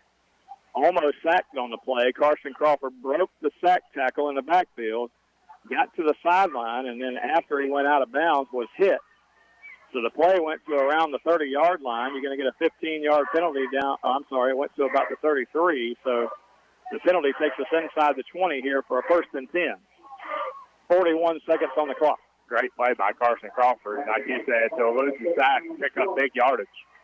Crawford in the shotgun, first and 10 from the 19. Pass is caught on the left side, but it's not going to get out of bounds. The clock's going to run. 35 and counting. About a 7-yard gain on first down, but the Cats are going to have to hurry. No way to stop the clock unless you spike it. 24 seconds on the clock now, second down from inside the 15. Crawford looking for the end zone, fires one over here, and it's just out of the reach. He had his brother, Cameron Crawford, free around the 7, and he had another receiver in the end zone and couldn't make a connection, but it does stop the clock with 16 seconds. 16 seconds left, and I tell you, on this right here, we talked about it. Blake Mays, he was kicking them pretty good in pregame. I don't know if you don't take a shot to the end zone right here and just, I think you have to, and then kick a field goal if it's incomplete on fourth down. Either that or a little out to the sideline to try to get the first down and only take a few seconds.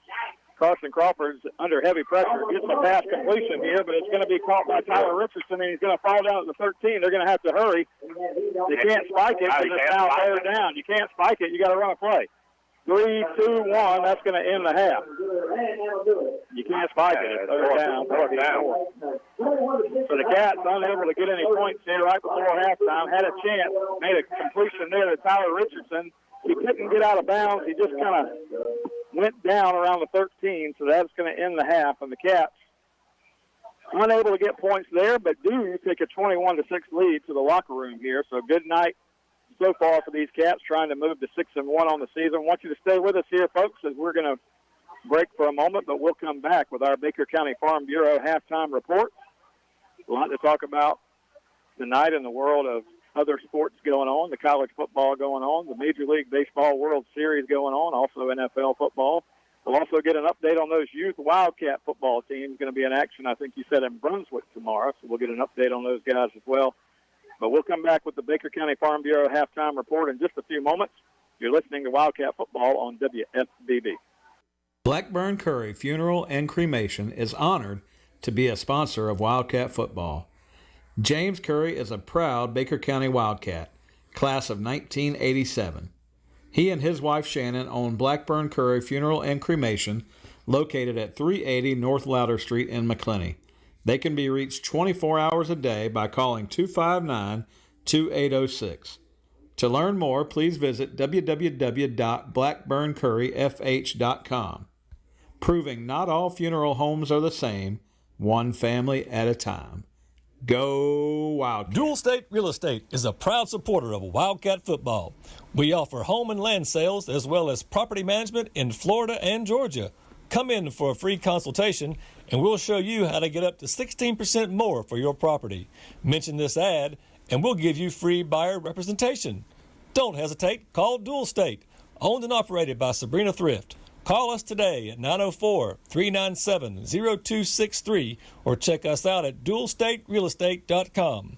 We'll give you service you deserve from people you can trust. And at Dual State Real Estate, we are always Wildcat proud. Since 1981, Higginbotham's Towing and Recovery has been serving the community of Baker County, providing safe and reliable towing needs. If you need a car or truck towed, or even a shed in your backyard, Higginbotham's is a place to call. Located in Glen St. Mary, they are available 24 hours, 7 days a week.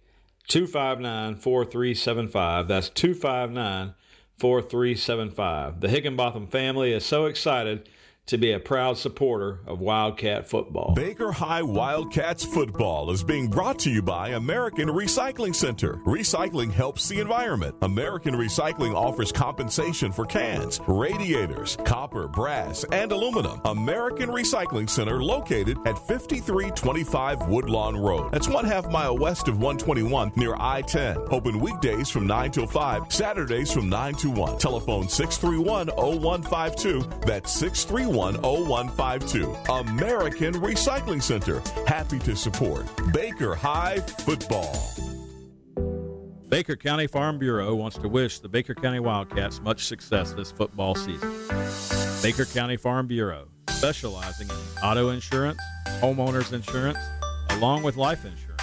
To get started with Farm Bureau, contact Jack Baker or Justin Webb at 259-6332. That's 259-6332. We all make choices about alcohol. Kids make choices whether to drink or not. Bye, Dad. Remember, I'm going to Alex's party tonight and sleeping over. Hey, remind me about that party again? And adults make choices whether to talk about it. That's true of parents and every other trusted adult in a kid's life. Kids want to know our expectations, and they want honest answers in everyday conversations. So talk with your kids and help lead them on a positive path, because when you talk, they hear you. Learn more at underagedrinking.samhsa.gov. Hey, Wildcat fans, this is Anita Cruz with Country Financial Credit Union. This challenging year has caused us to miss out on many of our favorite things, but thankfully it hasn't taken away our Friday night lights. It also hasn't changed our credit union's ability to serve your financial needs. Whether you're looking for fee-free checking, mobile banking, or great rates on loans, we're here to help. In fact, we're big enough to meet all your financial needs, yet small enough to deliver personal service to every member. Country Financial Credit Union, hometown banking, hometown people, and proud sponsor of the Baker County Wildcats, insured by NCUA. For over 50 years, Dependable Heating and Air Conditioning has been serving the community of McClenny. They provide quality air conditioning, HVAC, and electrical work to the residents of McClenny and the surrounding areas. The phone number for Dependable Heating and Air Conditioning is 259-6546. Oscar and Susie Gray would like to say, go Wildcats. Again, that's Dependable Heating and Air Conditioning, 259-6546.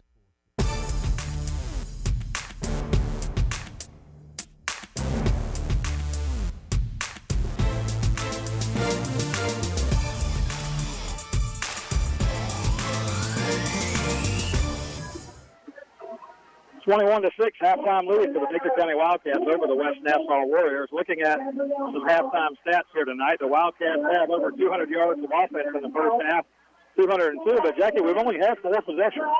And, 5 possessions with the last possession toward the end of the half. Only had to punt the ball one time and scored on a couple of possessions, but also got a kickoff return for 68 yards from Jamil Jones. So 202 yards offensively. The staggering thing about that is if you look back at the first quarter, Jackie, here's where we were, 185 yards after the first quarter. So in the second quarter, only 202 yards. Now, we did get a kickoff return for a touchdown. It took away a possession. So not a lot of possessions, only 2 other possessions in the quarter, but only 17 yards of offense in the second quarter. Yeah, and I tell you, you talk about only 2. the size. Again, you take the bowl game out of it, you're not used to seeing this Wildcat offense not being able to go down and score on those possessions. So I told you in the break there, I feel like it should be 35-6 right now. That offense just, I don't know, just wasn't clicking there in the second quarter very well, and we tried to do some different things and throw the ball around a little bit. And we talked about, Carson Crawford having some pressure in his face and maybe missed a guy or two, but nonetheless, he's done great on his feet, making the decisions on that read option play, and I felt like we were able to run the ball at will in the first quarter, and so maybe coming out of the halftime, if we don't just go back to that and impose our will with the offensive line on that West Nassau defensive front. Carson Crawford, 7 of 11 through the air tonight for 48 yards. Did throw a touchdown pass on the first possession of the ball game, 25-yarder to Cameron Crawford. Carson Crawford also 11 carries, 94 yards on the ground. Scooby Graham 32 yards to Mario Baker 21. So aside from the quarterback zone replay, rushing yards have been tough to come by here tonight. But again, the possessions have been limited, and it's one of those things. So 21-6 is the score. The Wildcats on top. And I welcome you back into our Baker County Farm Bureau halftime report. The Wildcats thank Jack Baker and Justin Webb down at Baker County Farm Bureau, 259-6332. Auto insurance, home insurance, life insurance, they do it all. And I tell you what, good folks if you deal with Jack and Justin, and I do trust them with my insurance needs. So you should give them a call and just find out what they got going on down at Baker County Farm Bureau, 259-6332. And Jackie, I know that you're happy that Farm Bureau is our halftime sponsor. Yeah, man, anytime I can get in my dad's wallet. I'm just kidding, man. He does a lot. Both of them do. Justin and Dad, man, they do so much for the community, and just one of those guys we talk about, all of our sponsors that just get hit up. And it feels like week in and week out with different things, and they're always there willing to help out when they can, so we appreciate them very much.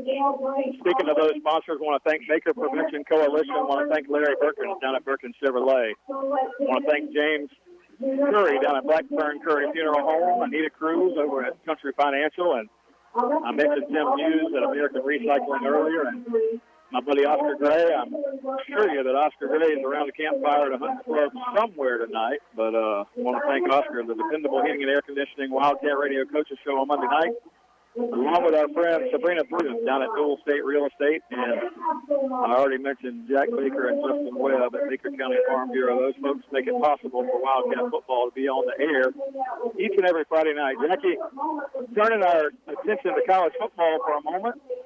Another off week for the Florida Gators this week. After the Texas A&M loss, Jackie, it's been a crazy world down in Gainesville. A lot of players had to be quarantined for some cases of the COVID-19 that are running rampant with some of the sports teams that you've seen this year. So games have been delayed, games have been canceled, postponed, and that's happening, a lot. So the Gators won't be back in action until next week against Missouri. The bad thing for Florida, obviously during this shutdown with the football program, there's no practice.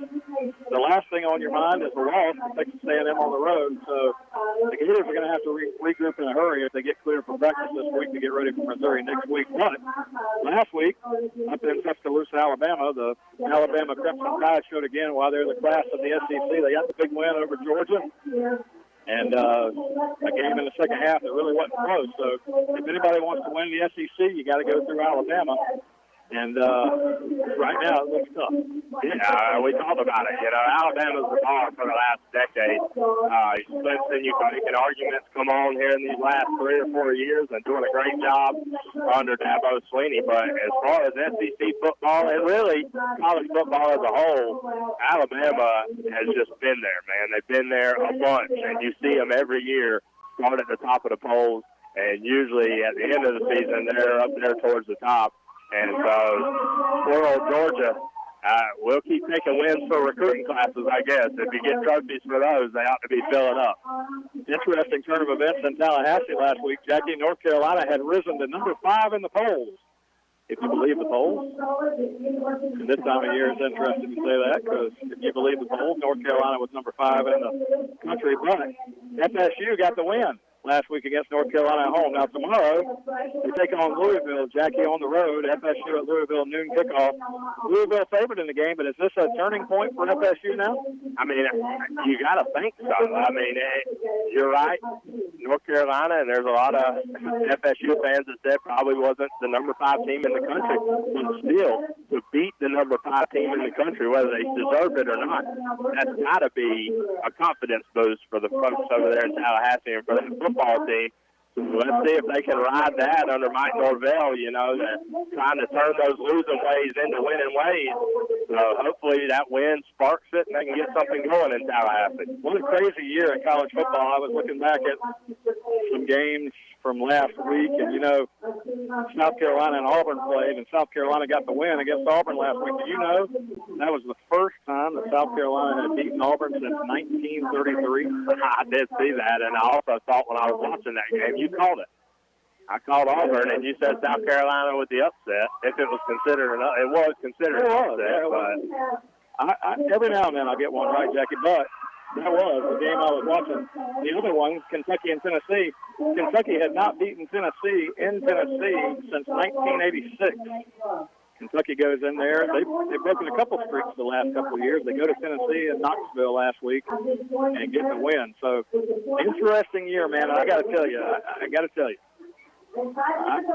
I gave you this theory early on about crowd attendance and lack of tackling and some of the practice that these guys have had. I mean, the COVID effect was definitely taking a toll on football and the way that it's played.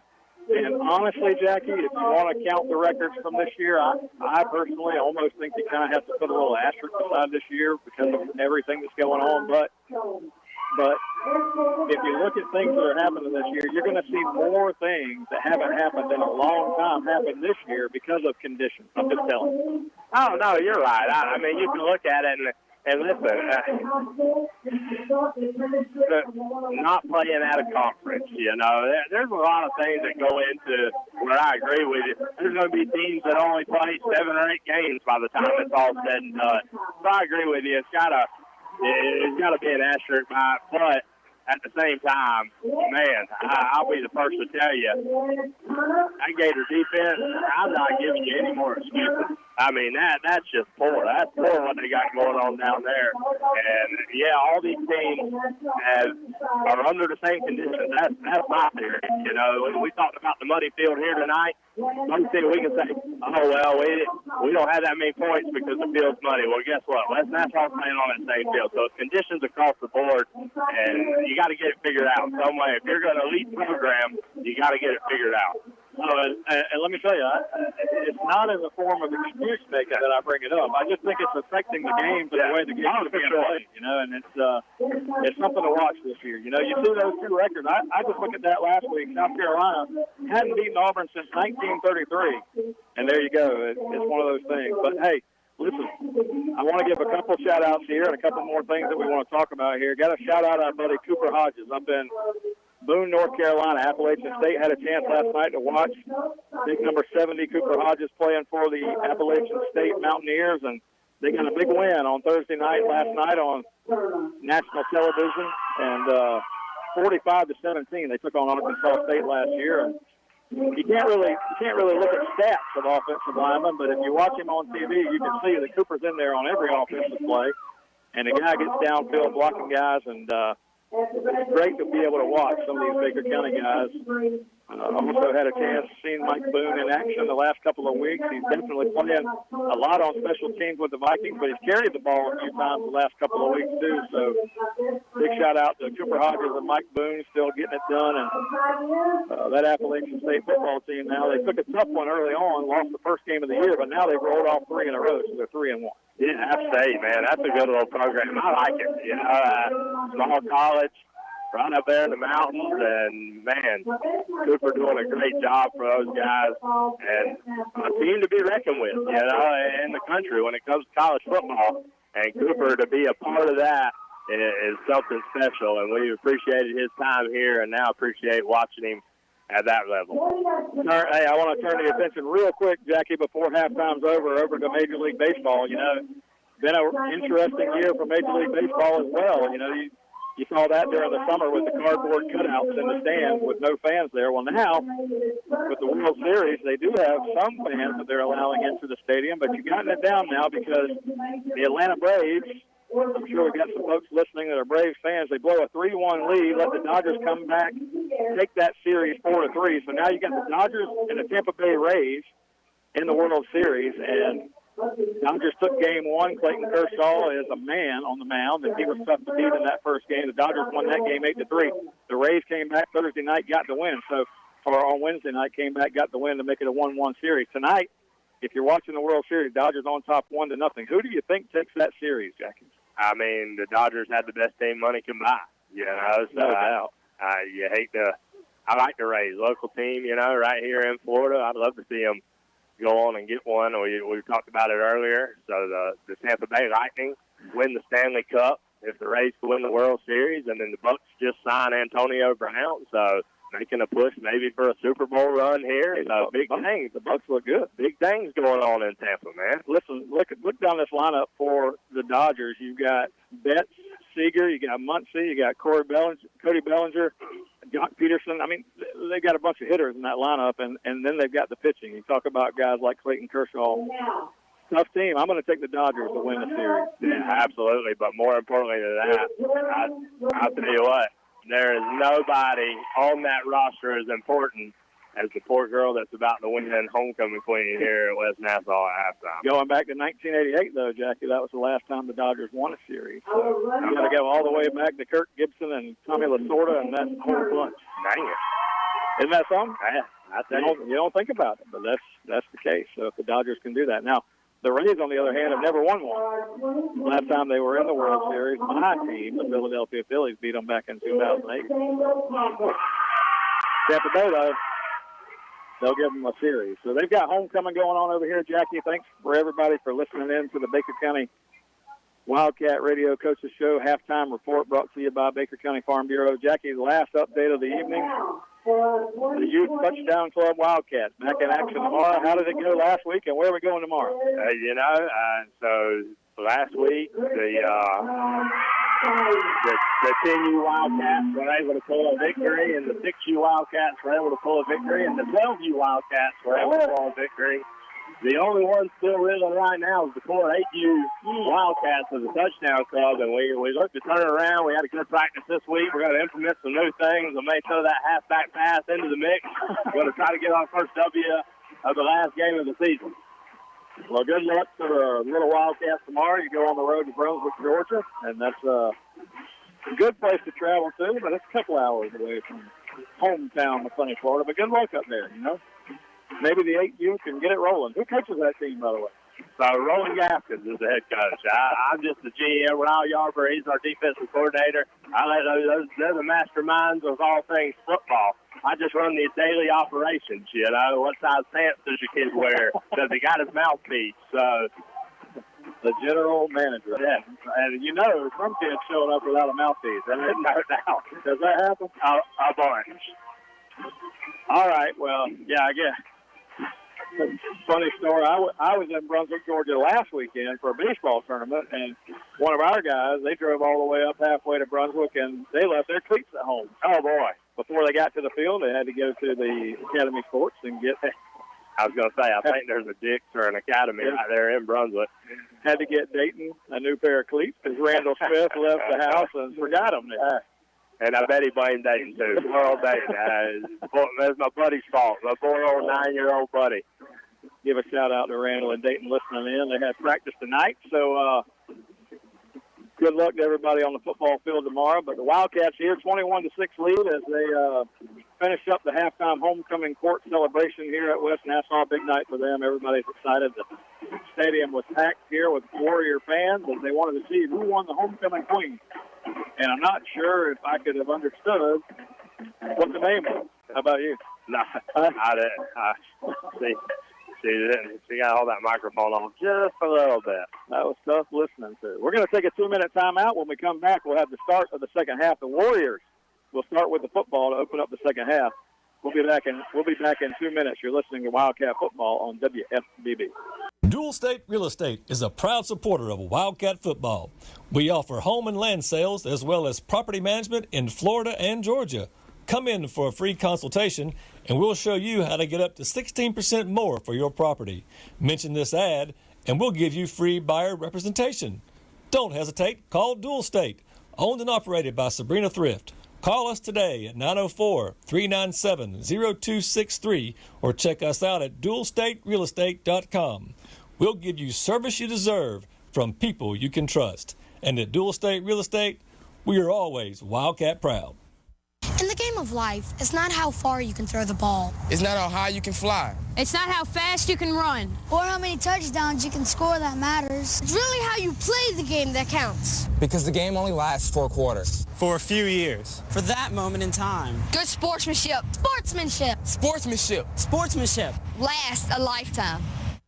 Since 1981, Higginbotham's Towing and Recovery has been serving the community of Baker County, providing safe and reliable towing needs. If you need a car or truck towed, or even a shed in your backyard, Higginbotham's is a place to call. Located in Glen St. Mary, they are available 24 hours, 7 days a week. 259-4375. That's 259-4375. The Higginbotham family is so excited to be a proud supporter of Wildcat football. Baker County Farm Bureau wants to wish the Baker County Wildcats much success this football season. Baker County Farm Bureau, specializing in auto insurance, homeowners insurance, along with life insurance. To get started with Farm Bureau, contact Jack Baker or Justin Webb at 259-6332. That's 259-6332.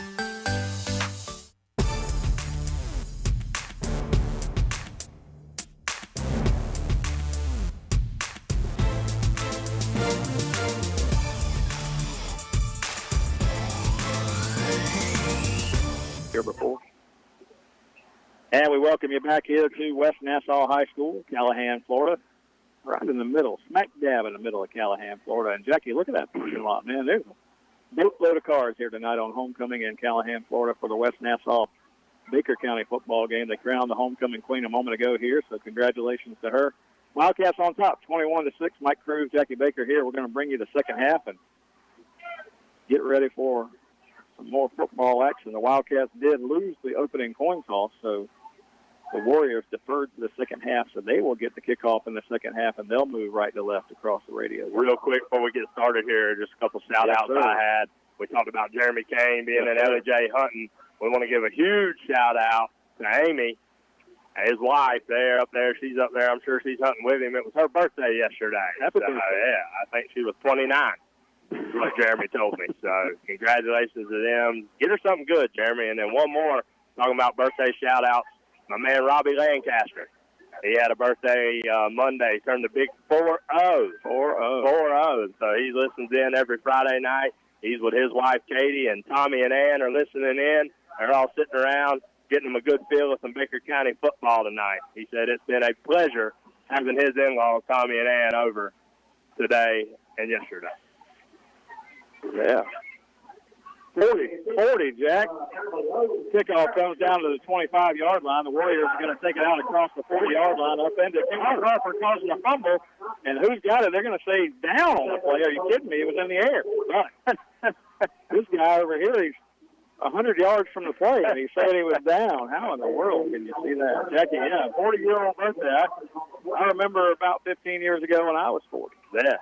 And you don't even know what that means to be 40. Knocking on the door. Not even close. Not even close. Talk to me. Talk to me when you get there. Got some advice for you. I feel like I'm 50, to be honest with you. Wake up, man, I got to crack things and just to get going. I got First down play for West Nassau from their own 40-yard line.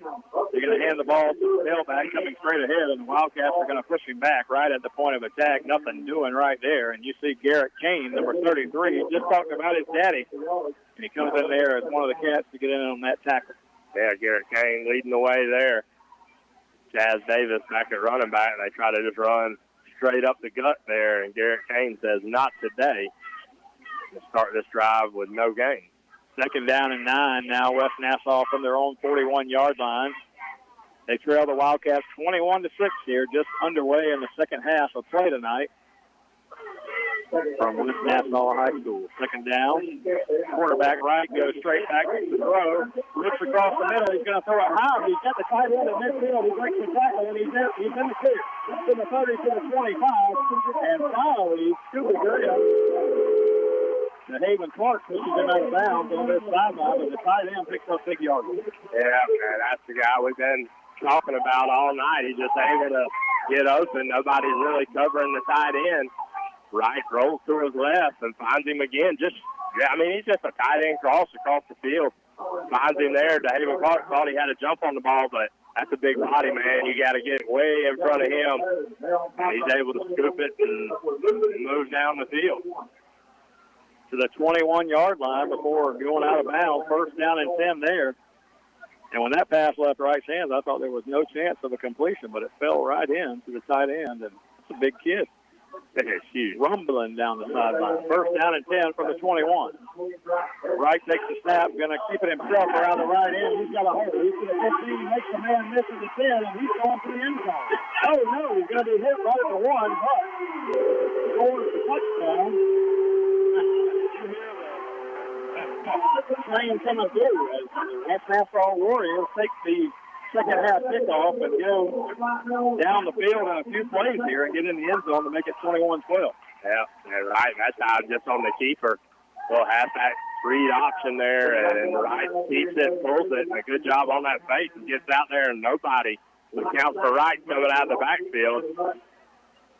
And he's able to get into the end zone, so that's going to put the Warriors probably going to go for two here. Toby Kinghorn blocked that first extra point of the night. It's 21-12. This is a tough spot. We'll talk about this two-point decision in just a moment. 21-12. You trail by 9 here. You're going for two. Two-point conversion rate a lot less than the extra point rate, but they're going to go for it. Quarterback keeps it himself running option left, and he's drilled before the line, and he's not going to get there. And so the Wildcats have stopped. They blocked an extra point earlier. Now they stopped the two-point conversion attempt. So the score is going to remain 21-12. And so you're down 9. You kick the extra point. You're still within one possession to make it 21-13. You go for two there. Is it too early, or do you think they just didn't have faith in the kicking? You can talk about it at all levels, but high school football, man, the momentum is so big. So you just went down the field in a couple plays, scored a touchdown on this Wildcat defense who hasn't given up a lot of them. And so maybe you think, okay, I got them on their heels right this second. Let me go ahead and see if I can tack this one on. And as wide open as Wright was on that keeper, it was the exact same play that time, the read option. Wright keeps it again, and Toby Kinghorn makes him pay for it. But nonetheless, I'm not sure you don't try it there. Well, if you make it, then you're down 7. Statistically, you're right. You don't do it. But I'm just saying, you're in the third quarter, and now you've got two scores. It's tough to score the ball. It's going to be tough to get 2 more possessions against this Wildcat offense. They got the ball laying on the ground here. They're going to kick an onside kick. And my goodness, Tyler Richardson, good hands man right there at the 49-yard line. He catches it in the air on the onside kick, and the Cats will have great field position. And that's way too early. That I would not have done. Like I said. But, hey, I'll tell you this, too. Jamil Jones returns one. There's a lot of guys they're scared of back there that could do the same thing. Haven't had great coverage on that West Nassau special teams. Well, kick it out of bounds. Kick it out of bounds. Yeah, I might do that. I don't know, but that's tough. First down and 10 Cats now. Good field position from the 49-yard line. You can feel a little momentum here for the Warriors to start the half. Crawford going to take the snap, run a flag down. They blow it dead, and you're going to get offsides against the offense. Right. Yeah, J-Mod really, I wasn't sure what. Like he was stepping back to make sure he wasn't offside. But one of those routine plays, you're supposed to go down and throw your hand out there, check with the official, the line judge there, make sure you're not. And well, that's just mental. It's just mental mistakes for the Cats, and they lose 5 yards on first down, make it a first down and 15 now, back to the 44-yard line. Crawford takes the snap, going to give it to Cam Smith running left. Cam Smith's got the 45. There he goes across midfield. Cam Smith running hard inside Warrior territory across the 45 to the 43-yard line. Oh, man. Scooby Graham was another pulverizing block to help Cam Smith. And just like that, they erased all penalty yardage. 13 yards on the carry for Cam Smith to make it a 2nd and 2. Smith is definitely the speed back. 2nd down and 2 from right there. Going to give the ball to Carson Crawford. Takes it himself straight ahead across the 40. Get the first down to the 39. And now the Cats move the chains and let's go hurry up. Yeah, going to get that tempo going again and just keep the ball, man. Let's just keep the ball on the ground when you're moving it like that. I don't know that I would do anything different. Just underway, second half. The Warriors scored within a minute of the second half kicking off. Cam Smith's going to go middle this time. Carson Crawford just kind of rides that handoff into the line, and Cam Smith takes it in there for about a 2-yard gain, maybe 3, down to the 37. A couple of tough yards that time for Smith to make it 2nd down and 8. Crawford in the gun, going to take the snap this time and give it to Baker. Scooby Graham gets the hole. He's outside to the 35 to the 30, and Graham's going to get the first down, and now a late flag comes down behind the play. My goodness, what is this? This had to be after the play. Scooby got it down to the 22 for a first down. West Nassau pointing toward the Wildcats.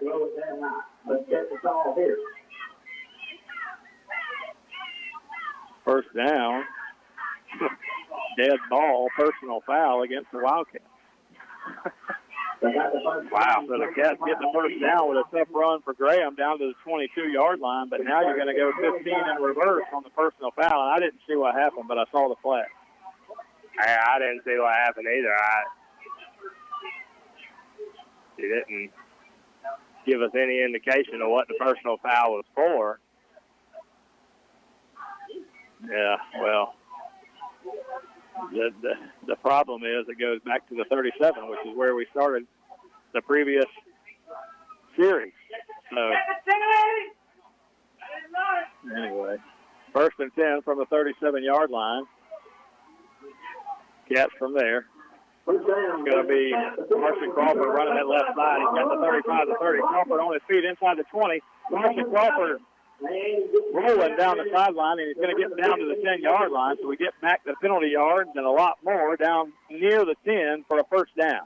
That was a great read that time by Carson Crawford. They keyed on Cam Smith up the middle. Carson pulls it, and again, I tell you, Scooby's had some great runs, but my goodness, he's doing a great job lead blocking out there too tonight. Wildcats can get a first down here inside the 2-yard line. First down and 10. Crawford takes the snap. Straight ahead handoff. The Warriors have a linebacker come in there. Make a big hit on Graham just across the line of scrimmage, and it'll be no gain. Yeah, there was like some confusion there up front that time on the Wildcat front. 2nd down and 10. Just outside the 10-yard line. Going to give it to Cam Smith. Running left. He's got the 10-yard line. He's inside there. A flag comes in behind the play. Would have been close to a first down inside the 5, but this has got to be a holding call. Yeah. Oh, of course it is. I'm telling you, man. My goodness gracious. I guarantee you we've got more penalties tonight than we have all season long combined. I agree, and it's almost like, you see that running back go around the edge, you expect to see the flag tonight. My goodness. Goodness gracious.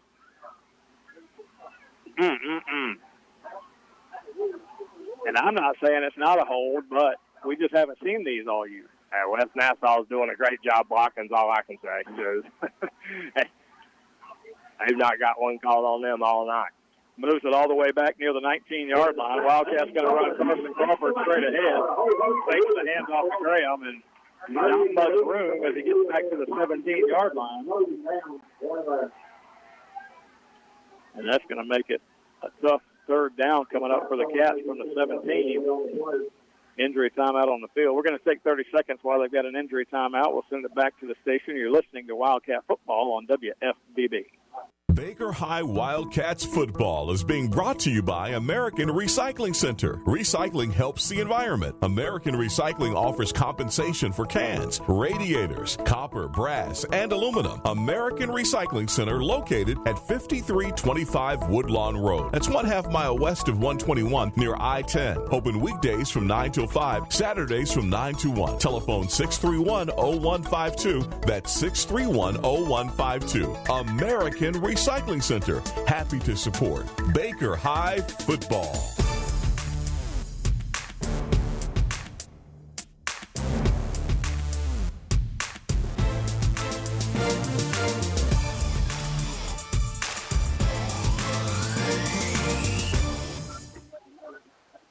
On third down, the Wildcats face a third down and about 16, just inside the Warrior 20. They need to get the ball all the way inside the 2-yard line here for a first down. Crawford, 2 receivers left, 2 receivers right. 21-12 ball game here in the third quarter. Crawford fires one left side, got a receiver over there, catch made, but he's not going to advance past the 10-yard line. It's going to bring up fourth, and Coach Mays, no hesitation, sends the field goal unit on the field. Yeah, up 9 right here. Wildcats up 21-12, 8 minutes to go in the third quarter and counting. Looking to make this a 12-point game. So he dropped Blake Mays out there. Try the long field goal. Set it down at the 20-yard line. Carson Crawford will be the holder. It'll be a 30-yard attempt from the left hash. Plenty of leg for Mays from 30 yards. He's going to kick it on the way. The kick is good. No, my goodness. He says no good. Looks good from here, Jackie. Has and I guess that's another train horn moment. Yeah, man, you're down 9. You got to blow it when you can. I missed field goal. That's a perfect opportunity. Well, I like what you said there. If I had a train horn, I'd blow it every chance I got to. Blow it when you can. West Nassau turns the Wildcats away. 30-yard field goal attempt, no good for Blake Mays. Had plenty of leg on it, Jackie. I guess he pulled it left. I don't know. Tough angle we've got here, but looks pretty good to me. How about you? I don't. I mean, we watched him kicking. I mean, he was kicking them good in pregame, but the field conditions we talk about are just terrible down there. Grass is thick, muddy. West Nassau now trailing by 9, takes the ball over from the 20-yard line. The quarterback, right, he's going to run a pass play to the left side. He's got a receiver here, 25, across the 30. Eluded a couple of Wildcat defenders and got it out to the 33-yard line. And on first down, the Warriors get about 13 yards. Davis doing a little bit of it all. I'm telling you, man, he's a ball player on this West Nassau team. You better account for him when he's on the field. And that time,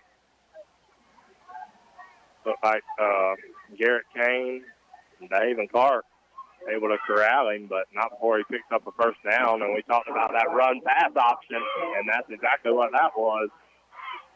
Chase Wright fakes inside to the halfback, then acts like he's going to run out there. And if Chaz Davis is open, he's just going to flip it out there to him.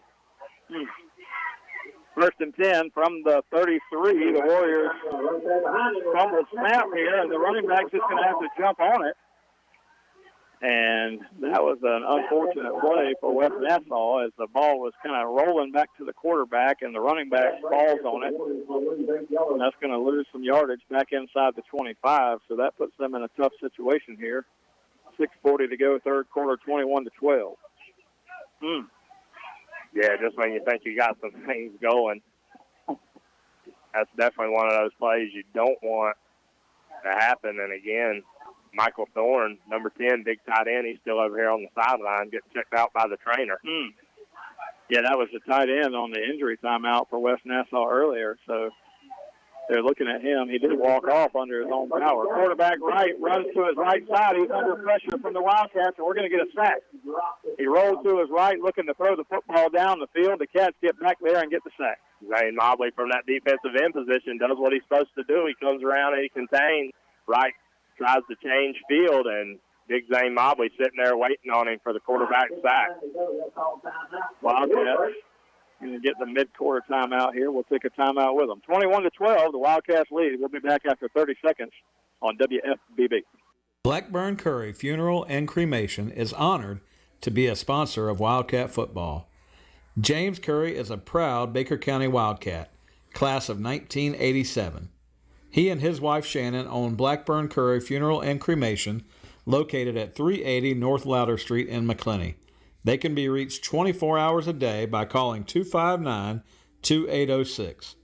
To learn more, please visit www.blackburncurryfh.com. Proving not all funeral homes are the same, one family at a time. Go Wildcats!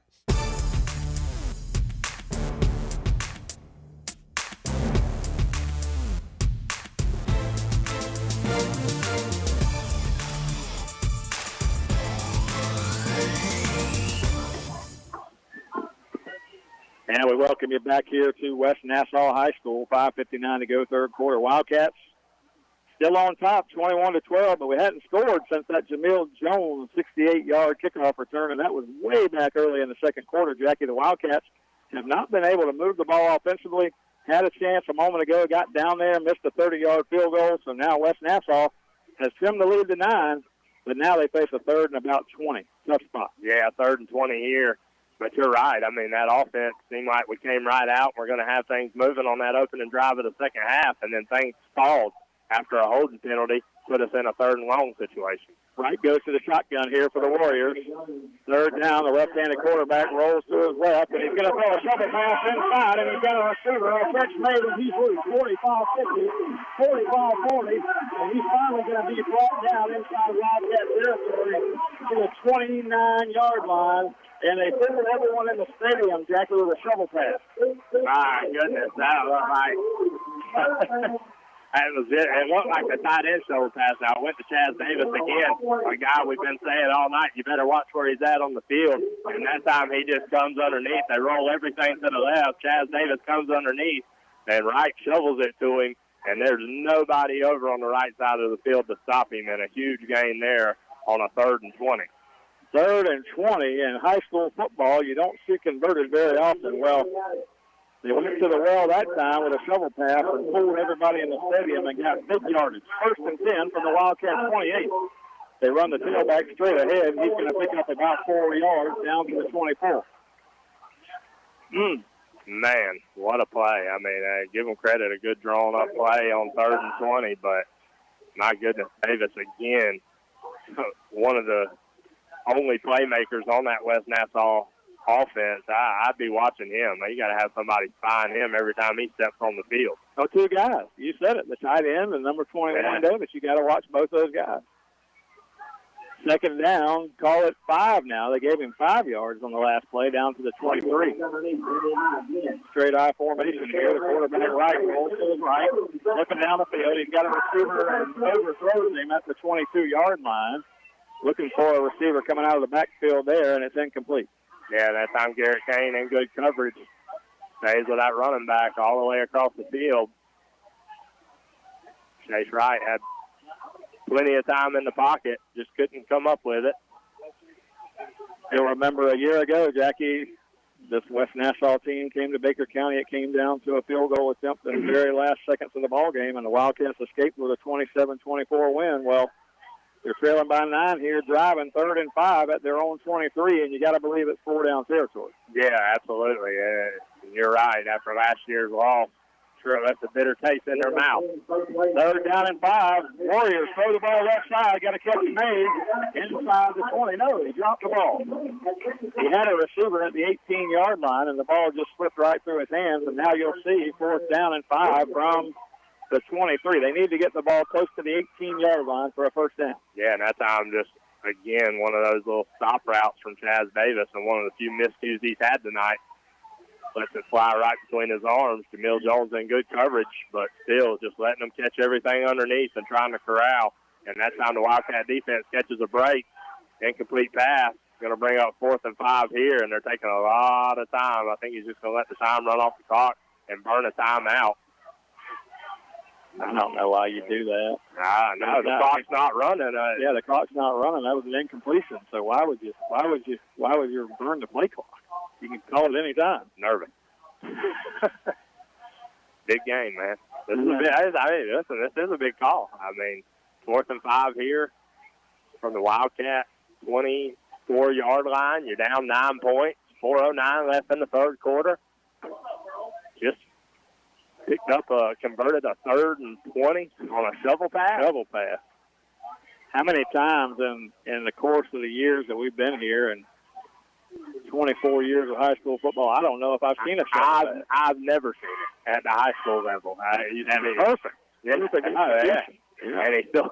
And the only thing that really got me was he threw it underhand. Yeah, I know. Yeah. I thought, who did it the other day? That's the shovel.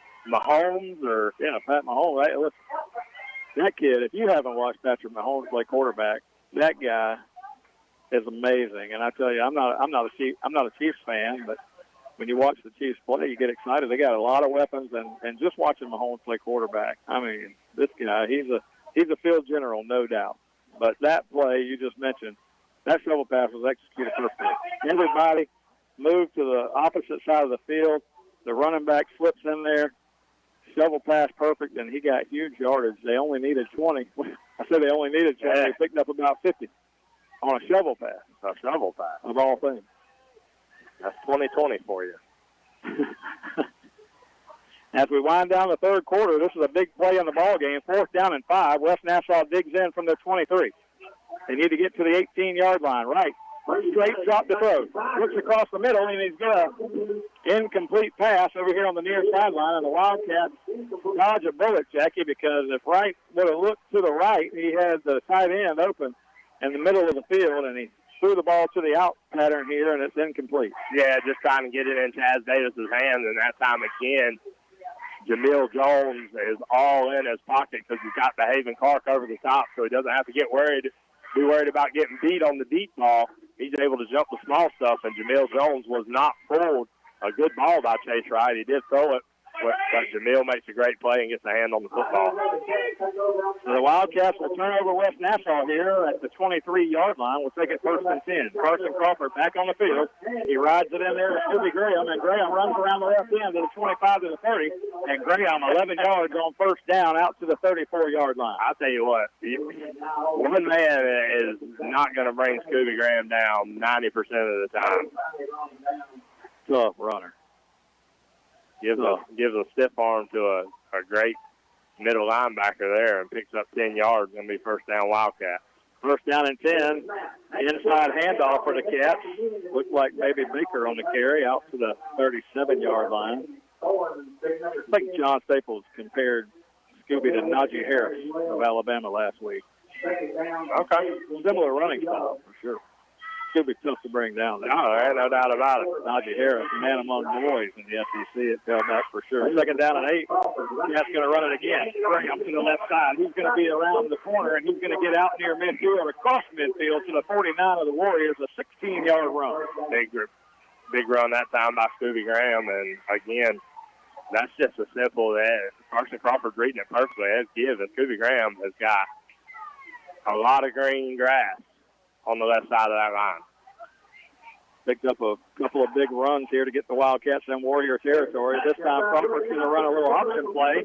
He fakes the handoff and runs it straight up the field, and he's going to get to the 41, a 9-yard gain on the 1st down play. Yeah, that time West Nassau, Carson Crawford does the right thing because they had it red, and he pulls it down, sees a little crease, and on 1st down picks up 8 yards. He was looking at the pitch to Jamarian Baker to the right side, made a decision, pulled it down, picked up almost 9 yards. This time Scooby Graham straight ahead, lowers his shoulder to get the 1st down and about 5 more yards down to the 36. Scooby Graham tough running, and on this field, you look at the guy with the dirtiest uniform on the field. Who is it, Jackie? Oh, it's Scooby Graham running hard out there. 1st down and 10 from the 36-yard line. Crawford in the gun, going to give the ball to Jamarian Baker, and this time Baker stood up again, and a flag comes in behind the play. Might be a face mask. What is? I mean, a chop block against West Nassau. Somebody went low. The only thing you can think there, typically you see a chop block, it's called on an offensive lineman. But somebody went low there against one of the Wildcats. Not sure if it was one of the linemen or not, but that's going to give us 15 yards and a free 1st down. Yeah, I mean, listen, we got one earlier and couldn't capitalize on it. So you got another 15 free ones here with 2:31 left in the third quarter. The ball rolls back to Carson Crawford, but he picks it up and runs straight ahead. And Carson Crawford just turned a bad snap into a good run all the way down to the 8-yard line. A 13-yard gain after a bad snap just rolled back there to him. Nobody was ready for the football. And like you said, just rolled back to him. Now first and goal, the Cats going fast, and Carson Crawford keeps it around the left end, and he's inside the 5-yard line, down to the 4. 4 more yards for Carson Crawford. The Wildcats are going to go fast. Second and goal from the 4-yard line. Crawford in the backfield, shotgun formation, 2 receivers to the right. Crawford from the 4-yard line. Going to give the ball to Jamarian Baker. Jamarian Baker is near the goal line, and they're going to mark him down at the 1. Of course, that line judge is going to mark him down at the 1. I think that guy's last name is Nassau. Mr. Callahan. Third down from the 1-yard line. Crawford going to give it to Jamarian Baker. He leaps over the line, and Jamarian Baker going to get a touchdown. Man, what some hops on that one. Jamarian Baker just going up over the top of everybody to get that ball across the goal line. And a much-needed touchdown for this Wildcat offense. Going to put them up 27-12 with 1:31 to go in the third quarter. Well, we scored 14 in the first quarter tonight. The Wildcats had a 14-0 lead after 1 quarter of play. Come back in the second quarter, and Jamil Jones returns the kickoff all the way back for a touchdown, and that's where we had 21 early in the second quarter. Now we go all the way almost to the start of the fourth quarter before the Wildcats able to score again, but it makes it a 27-12 game, and the extra point by Blake Mays makes it 28-12. Oh, man, that was a much-needed break there. I tell you, offense was reeling a little bit here in the second quarter and to start the second half, so much-needed momentum shift and get down and put some points on the board. Hey, I want to remind you that Oscar Gray and Dependable Heating and Air Conditioning, they sponsor our Wildcat Radio Coaches Show on Monday nights right here on the same radio station you're listening to right now. You can listen to Jackie and I talk to the head coach, Kevin Mays, about Wildcat football for an hour, and sometimes we delve into some other topics, but a full hour each week of Wildcat football, Monday night from 7 to 8, the Wildcat Radio Coaches Show with Coach Kevin Mays. And thanks again to my buddy Oscar Gray making that show possible on a year-in, year-out basis, Dependable Heating and Air Conditioning. And last week, Jackie, we had 3 Wildcats, DeHaven Clark and Connor South, and Zane Mobley came down to the show. So from week to week, we try to get some Wildcat players on the show, and we talk some Wildcat football, and Coach Mays kind of gives us some insight on what he's thinking. So it's a fun hour on Monday nights. You should join us. And we get to hang out with John Meadows. High kickoff coming down to the 15-yard line. The return man almost took a knee there, but now he's going to get it across the 30-yard line, and a flag comes in behind the play. Another flag. I think this is the most penalized game we've had all year. Well, they're finally starting to go the other way, thank goodness. At some point, you got to think that Coach Mays maybe told the White Hat, hey, listen, we're at 10 penalties to 1 here. Turn it around. A little lopsided. Even it up. Do you think during the course of the game that officials really know how many each team have gotten? I would be telling them. Yeah. If I was the coach and it got to be that out of hand, I'm sure somebody's tracking that. I'd be letting them know real quick, hey, this thing's getting really lopsided. So that penalty is going to march West Nassau all the way back inside the 15-yard line. They're going to start at the 14. They would have had it out near the 30. They bring it all the way back to the 14 where West Nassau is going to put it in play. Now they trail 28-12 as the Wildcats able to get it in the end zone on a good drive. Good drive for the Cat offense. Scooby Gray on most of it. Big drive. First down play from the 14-yard line. Right, the quarterback going to keep it himself, takes the handoff to the fullback coming out there, and he's going to get it out to the 16, maybe 2 yards on the play, maybe 3. Yeah, right. I mean, good little quarterback in his own right. I mean, he's doing a good job down there. Been asked to do a lot tonight and doing it well. Confused this Wildcat defense at times. But so far, I mean, the Wildcats doing a great job with everything that's been thrown at them. Second down play now from the 16-yard line. Under a minute to go in the third quarter. Wildcats with a 16-point lead, 28-12. Quarterback fakes the handoff, and the Wildcats are not fooled at all. And you get everybody back there for the quarterback sack back in the backfield, as he's going to lose 6-7 yards here on this play to make it a long third down. Oh my goodness, they gave him forward progress out to the 15. Only a yard loss. He was 3 or 4 yards in the back. I tell you, man, they did that to Zane Mobley earlier in the game. I don't know how you make a tackle well behind the line of scrimmage, and he gets back to the original line of scrimmage. Oh, my goodness. That's Nassau County math. I told you that guy's last name over there. Bill Nassau. Third down and 9 from the 15. They're going to let the clock run out here in the third quarter, and we're going to take it to the fourth. So when we come back, Nassau is going to face a 3rd and 9. We're going to take a 1-minute timeout. You're listening to Wildcat Football on WFBB. Hi, this is Larry Berkins of Berkins Chevrolet in McClenny. It is truly an honor to help make these Wildcat radio broadcasts possible. Berkins Chevrolet with sales and service 6 days a week. Cars, trucks, SUVs, certified used cars. We help customers establish or reestablish credit. Thank you, Wildcat fans. From Larry Berkins at Berkins Chevrolet, US 90 in the heart of McClenny. Online at BerkinsChevy.com. Hey, Wildcat fans. This is Anita Cruz with Country Financial Credit Union. This challenging year has caused us to miss out on many of our favorite things, but thankfully it hasn't taken away our Friday night life. It also hasn't changed our credit union's ability to serve your financial needs. Whether you're looking for fee-free checking, mobile banking, or great rates on loans, we're here to help. In fact, we're big enough to meet all your financial needs, yet small enough to deliver personal service to every member. Country Financial Credit Union, hometown banking, hometown people, and proud sponsor of the Baker County Wildcats, insured by NCUA.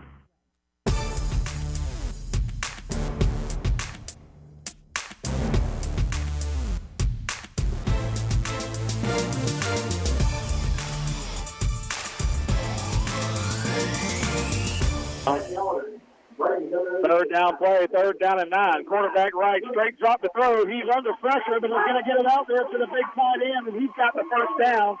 Rumbling out near the 30-yard line. A good throw from right out there to number 10, Thorne again, and good to see him back on the field. He was not injured. He was shaken up earlier, and he's back out there on the field, but he's been a Wildcat killer tonight, and that's another big 3rd down conversion for West Nassau. Man, it looked like big number 60, Deshaun Larry, man. I thought he was going to sack the quarterback. He was coming from his blind side and just did miss him. There was a movie called The Blind Side. Yeah. Did you see that? Once or twice. First down and 10 from the 30-yard line.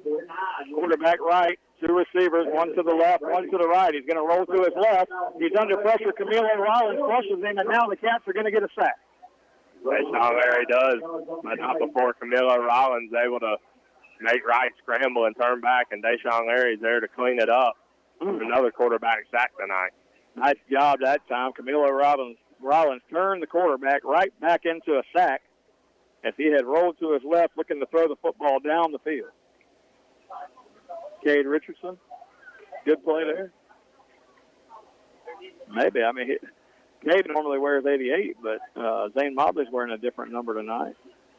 Is that possibly him?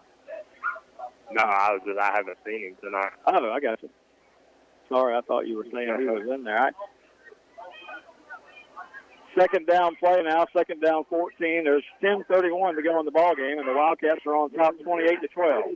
Wright's going to fire one. He's lit up in the backfield. They're going to call it incomplete. It was close to a fumble, but what a hit put on Chaz Davis as he tried to make the catch there. The Wildcats get a big stop. Man, we talked about Toby Kinghorn liking to hit people, and that time he was liking to hit Chaz Davis. Absolutely blew that up. Close to being a fumble on that play that it looked like the Wildcats were going to recover. But nonetheless, Toby Kinghorn with a huge hit to force the incompletion. Going to bring up 3rd and 15 here with 10:19 left in the fourth. Wildcats up 28-12. 3rd down coming up, 3rd down and 14. That was a huge hit by Kinghorn. They tried to set up a little running back pass in the flat here, and Kinghorn read it all the way. 10:19 to go in the fourth quarter. 28-12. The Wildcats still on top. but have not put away the Warriors yet at this point. Trying to do so now on defense. The Wildcats bring a blitz. Third down, they're going to throw it across the middle. Davis makes the catch, and it's incomplete. He dropped it after the big hit. Who hit him, Jackie? Noah Ray laying the boom that time from his safety position. And again, Davis drops the football. We thought we were going to get another fumble there, but they call this one incomplete as well. So it's going to bring in 4th and 15. Big hit that time by Noah Ray. Well, you think the defense got the message you said earlier. Somebody's got to watch 21. Well, on 2 plays in a row, you see Toby Kinghorn blow him up in the backfield, and now Noah Ray just spies him across the middle and forces the incompletion to make it 4th and 15. Yeah, it's the tight end, number 10, Michael Thorne, and Jazz Davis are on the field. Those are the guys you got to keep your eyes on and watch the fake here. Scooby Graham stands back around midfield. The punt is kicked and blocked. Wildcats get a little block on it, but it's going to take a Warrior roll out to the 45. And who was that? That was big number 59? Do we have a 59? I don't know who that is. I don't even have a 59 on my roster. Maybe 58. Hunter Nordstrom, maybe? I'm not sure. He got a paw on it, and it goes out to the 45, and partially a blocked punt there for the Cats. I don't guess you can have a partially blocked punt if you Sure block you can. there. Well, hey, listen, ask Coach John Staples. We missed his special teams antics down there. Well, the Wildcats, after that play, are going to start in Warrior territory with a 28-12 lead. 1st and 10 from the Warrior 45-yard line.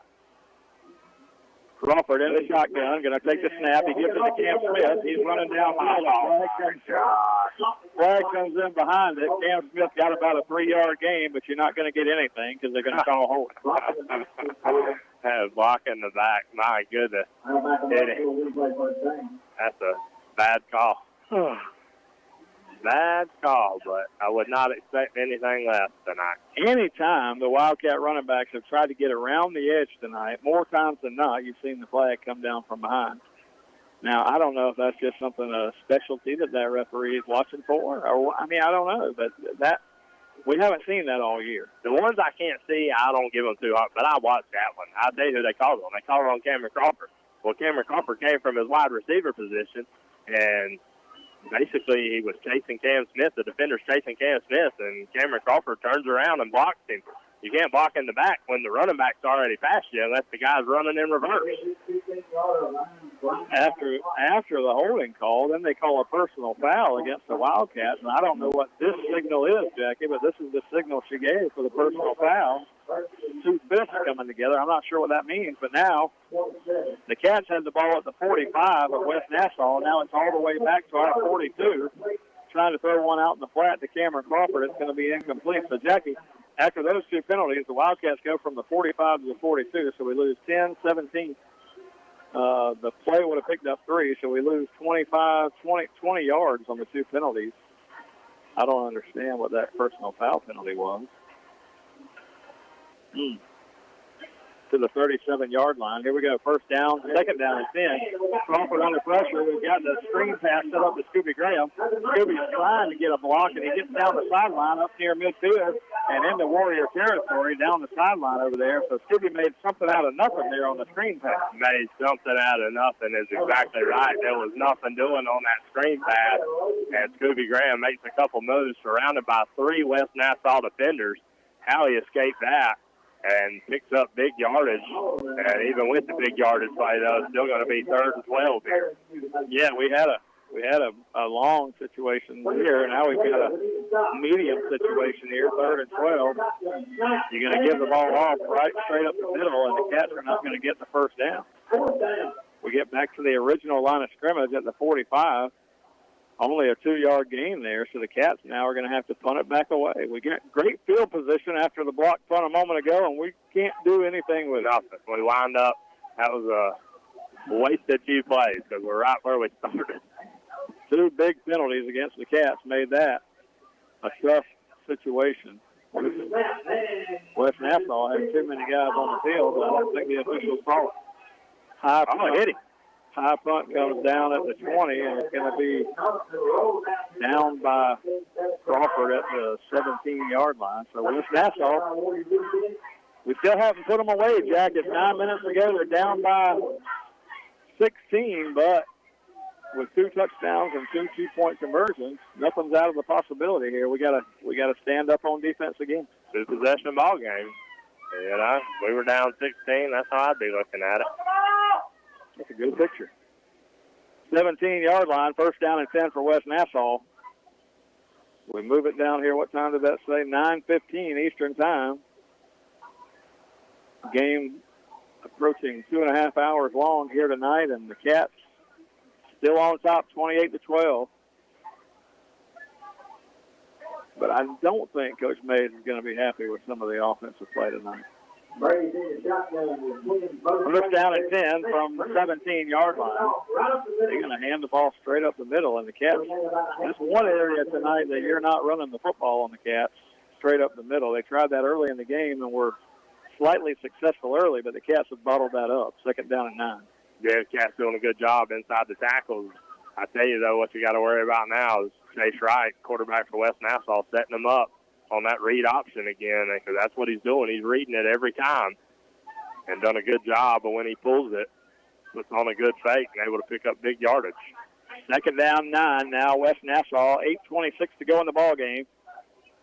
Wright calls for the snap.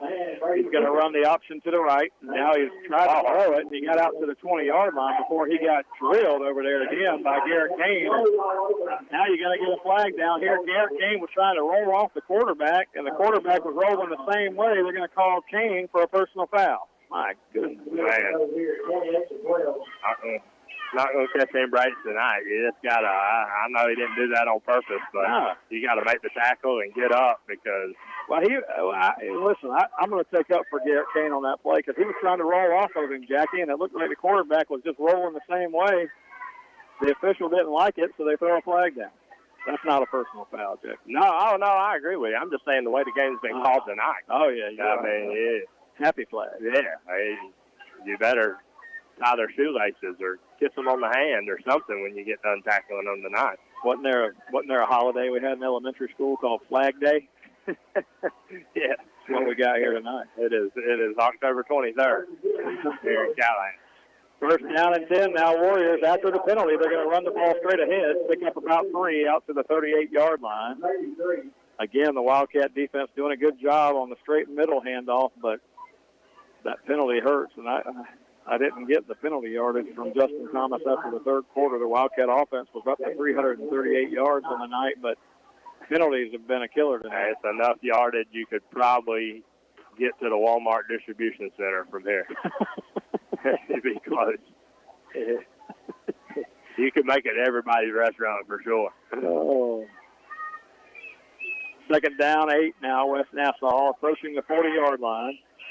Clock running down, 7 minutes left in the ball game. We're going to give the ball to the fullback, and he's hit not Weston Averill. That's 60 on the hit. That's Deshaun Larry again. And they are just blowing it up the middle. Wright's wanting to pull it bad, but there's so many bodies back there. Deshaun Larry, Weston Averill, Zane Mobley. I mean, those guys are, as soon as the ball is high, he's got people all in his face. Third down now, third down and 6. At this point in the ball game, West Nassau is absolutely in 4-down territory trying to come back in this ball game. So they've got 2 plays here to get 6 yards. Third down and 6 from the 40-yard line. Quarterback Wright goes under center. 1 receiver to the top, 1 to the bottom, and the Wildcats are going to come off sides. No flag. One of the Wildcats stood up in the neutral zone, but no flag. Now the referee on this sideline is going to give West Nassau a timeout because they were discombobulated. They saw the Wildcat come into the neutral zone, but the official didn't throw the flag, and everybody looked at him like, why? Yeah, they thought they saw him come in the neutral zone. Well, Jackie, if he wasn't, he was walking a tightrope. I know. I've seen him do that a couple times this year. That boy's an athlete, man. Hey, here's what I am surprised. Listen, I'm a homer through and through, Jackie, but sometimes, go ahead. At 3rd and 6 here, what surprised me there was Chaz Davis wasn't on the field for this West Nassau team. And I'm telling you right now, with the game on the line, I'm putting him and Thorne, the big tight end. They're going to be somewhere out there. Yeah, they've made some big plays for the Warriors tonight, but the Wildcat defense has been tough. been tough. It's been a tough night. That field, the field conditions are not great. It's muddy and slippery out there, and a lot of things. But there's also been some execution issues. So you said it earlier. The Cats had 21 points. We could have had 35. We're sitting on 28 now. Probably could have had 40, maybe 42 points in this ball game. Missed a field goal, missed a couple of opportunities, missed one opportunity right before halftime to get some points. So there's going to be some things to work on leaving here. 3rd down and 6. West Nassau takes the snap. Wright's going to throw one over here, and he's got an incompletion. The receiver and the quarterback were not on the same page that time. He was looking for Chaz Davis, but Davis had run kind of an in route, and he didn't think the quarterback was looking for him to go out. Yeah, but again, Jamil Jones in great coverage. I mean, Chase Wright trying to fit that thing into a small window because Jamil Jones just blanketing Chaz Davis when he gets help over the top. And you can't say enough about the coverage these guys have had this year. I mean, last week against a very good Bowls team is the exception, and you still had some good moments in that game. We had a few interceptions. So I mean, this tandem of quarterbacks and the back end of the defense, along with that defensive line, these linebackers, they've played as good as you can play this year. Now, there's been some spots where some teams have got yardage. We call them the bend but don't break. But think about all the big moments in the games where they've risen to the challenge and made the stops. 2 goal line stands at Terry Parker tonight. We got a goal line stand down there against West Nassau. So you got to give the defense some credit here. It's been a tough night. It's been a tough night of football here, but there's been some really good moments too. Yeah, and I mean the thing is, like we talked about earlier, Mike, West Nassau has thrown a lot at them. I mean, they have run the option, they've run the read option, they've run the triple option, and then they get out and they throw the ball some. They put a tight end in the game, a really big kid, gets wide, gets open, and so something we're not used to. So I mean, this defense shovel pass. I mean, this defense has had to endure a lot tonight.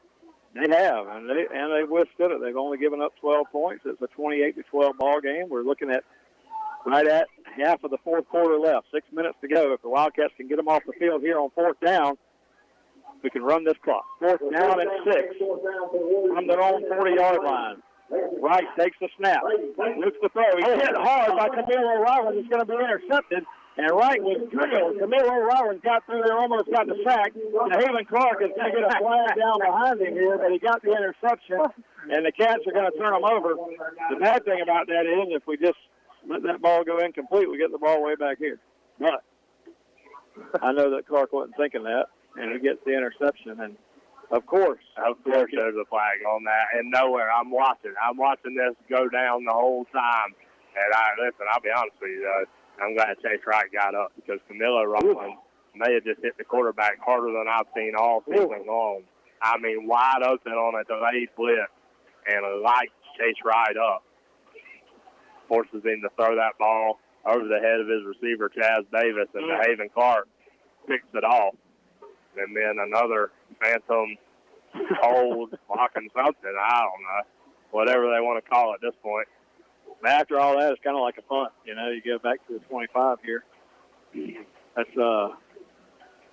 Camilo Rollins just comes unblocked right there, like you said, on the blitz, and he drilled the quarterback. And I'm with you. I'm glad that quarterback able to get up there. Brady Wright, he's played a tough ball game for this West Nassau football team, and Camilo Rollins laid the lumber that time. I was looking for the flag on that play because he hit him too hard. First down play from the 25-yard line. Carson Crawford takes the snap. Going to give the ball to the right side. I think that was Scooby Graham on the carry. Not much room to run over there. Nah, I tell you, again, that West Nassau defense done a good job in between the tackles, too. Not much doing on that inside give. 2nd down and 10. No gain on that first down play. The clock's running under 5.5 to go now, and the Wildcats typically trying to hurry it up. Now they're trying to slow it down. Just run the clock here. See if we can run this time out of here and get out of here with a win. Wildcats trying to go 6-1 on the year. They got the play clock here, Jackie, and big numbers where everybody can see it. So Carson Crawford just watching that play clock dwindle down to less than 5 seconds. Now he snaps it, throws a pass over here that's caught. from the 30 to 35-yard line and across the 40 to the 45. And this is a new receiver that we haven't seen, number 18. That's my dog, Brian Mays. Brian Mays with the catch. Been helping us out, coaching our little 8U team. So Brian Mays gets down there, makes a big play. He got the cleanest uniform on the field, Jackie. A long snapper, man. And it's a big catch right there and a big gain for Brian Mays, the coach's son, as he gets it all the way out to the 45-yard line. And the Cats can burn a lot of clock now. From tight end. From tight end. Yeah. Look at that. Look at that. See, we got a little wrinkle in there too. A couple tight ends in the game, and I thought we were just going to run it out myself, but this is good. This is good football right here. Carson Crawford just watching that play clock dwindle down here, and you drag a tight end. We can throw to the tight end too. Look at that, Jackie. First down and 10 from the 45. Going to run the ball left side. This is Cam Smith. And Cam Smith just picking his way, trying to stay inbounds over there. And the clock will run out to the 48-yard line. Not a lot of room to run here on the short side of the field, but Cam Smith able to pick up about 4 yards. Yeah, Cam Smith did a good job there. And more importantly, at the end of that run, he was doing everything he could to stay inbounds and keep this clock moving. For a young guy right there, that was a very smart play because he could have easily just taken that right onto the sideline. But he stayed in bounds, and the clock's going to run. 3:40 and 20 seconds on the play clock, and the Wildcats doing a good job of just milking the clock for all it's worth right now. 3.5 to go. The Wildcats 16-point lead, 28-12. At West Nassau High School. Hand off to the right side. There goes the tailback. He's around the corner, tough midfield, and gets just barely tripped up there and has some room around the end. Scooby running hard. Man, I thought Scooby just did lose his footing there. I thought he was going to be able to turn the corner and pick up another Wildcat first down. But again, does stay in bounds. Scooby's got you can't even read his number, Jackie. He's got the dirtiest uniform on the field. Here comes Cam Smith around the end, 45, 40. He goes out of bounds around the 38, slips down over here on the wet field, and a first down for Cam Smith. They do stop the clock here, but he gets the first down. And just shows that speed. I mean, he just put it in another gear. He thought the defensive end was bearing down on him and put it in another gear there and picked up a first down.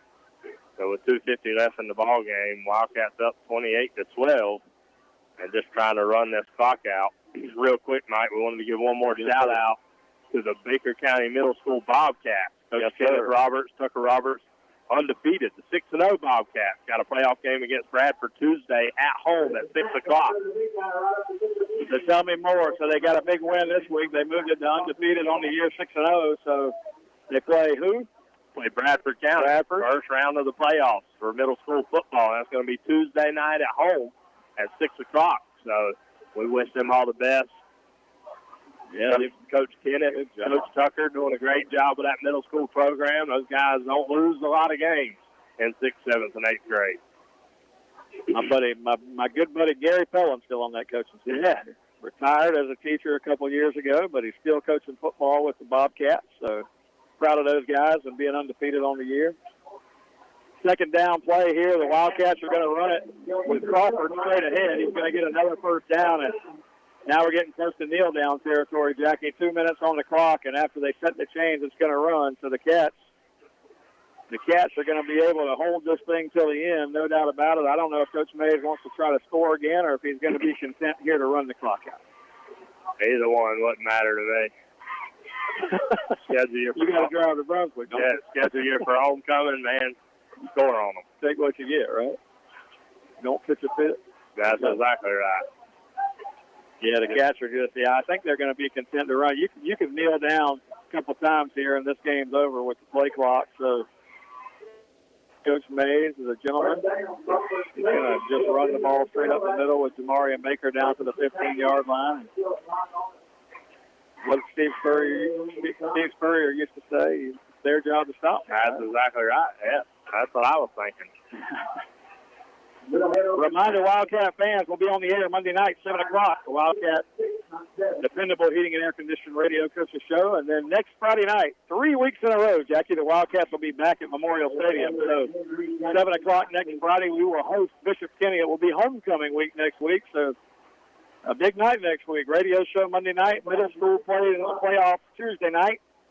And then the Wildcats will host Bishop Kenny in Memorial Stadium Friday night before the homecoming. Crawford will take a knee here, and that's going to do it for the ball game, Jackie. As the Wildcats are going to get a win, we're going to take a 1-minute timeout with John Meadows, and we're going to come back and wrap it up. The Wildcats win at 28-12, move to 6-1 on the year. We'll be back in 1 minute. You're listening to Wildcat Football on WFBB.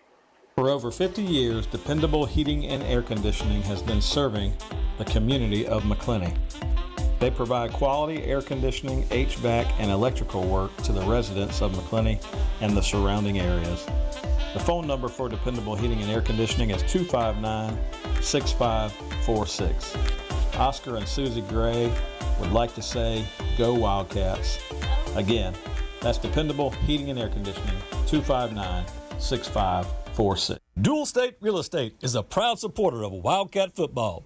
We offer home and land sales as well as property management in Florida and Georgia. Come in for a free consultation and we'll show you how to get up to 16% more for your property.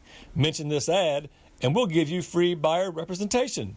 Don't hesitate, call Dual State, owned and operated by Sabrina Thrift. Call us today at 904-397-0263 or check us out at dualstaterealestate.com. We'll give you service you deserve from people you can trust. And at Dual State Real Estate, we are always Wildcat proud.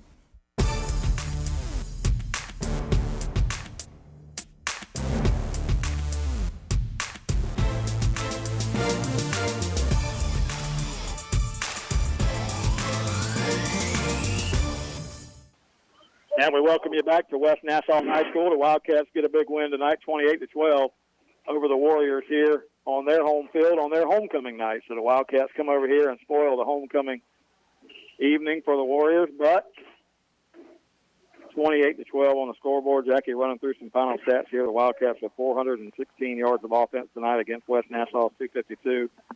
Wildcats got 10 of 15 passing tonight from Carson Crawford for 90 yards with a touchdown.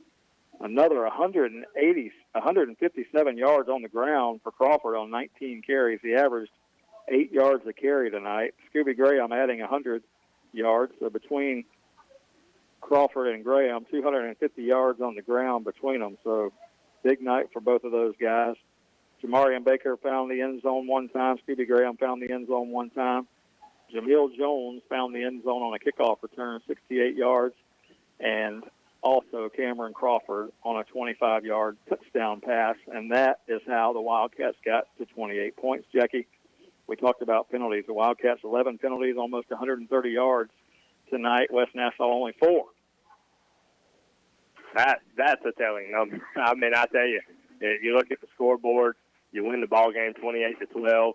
I did feel like there were times where the offense kind of got stumped a little bit. Slowed them down there in the second quarter, slowed them down at the beginning of the third quarter there, but a lot of it was due to that penalty yardage and those penalties coming at inopportune times. But nonetheless, a couple 3-and-outs there coming into the third quarter. Those are things you got to get fixed. If this offense doesn't sustain drives, and it's not very effective of what we try to do. You know, the goal of that tempo offense is to stay on the field and sustain a drive and get that defense, wear them out a little bit.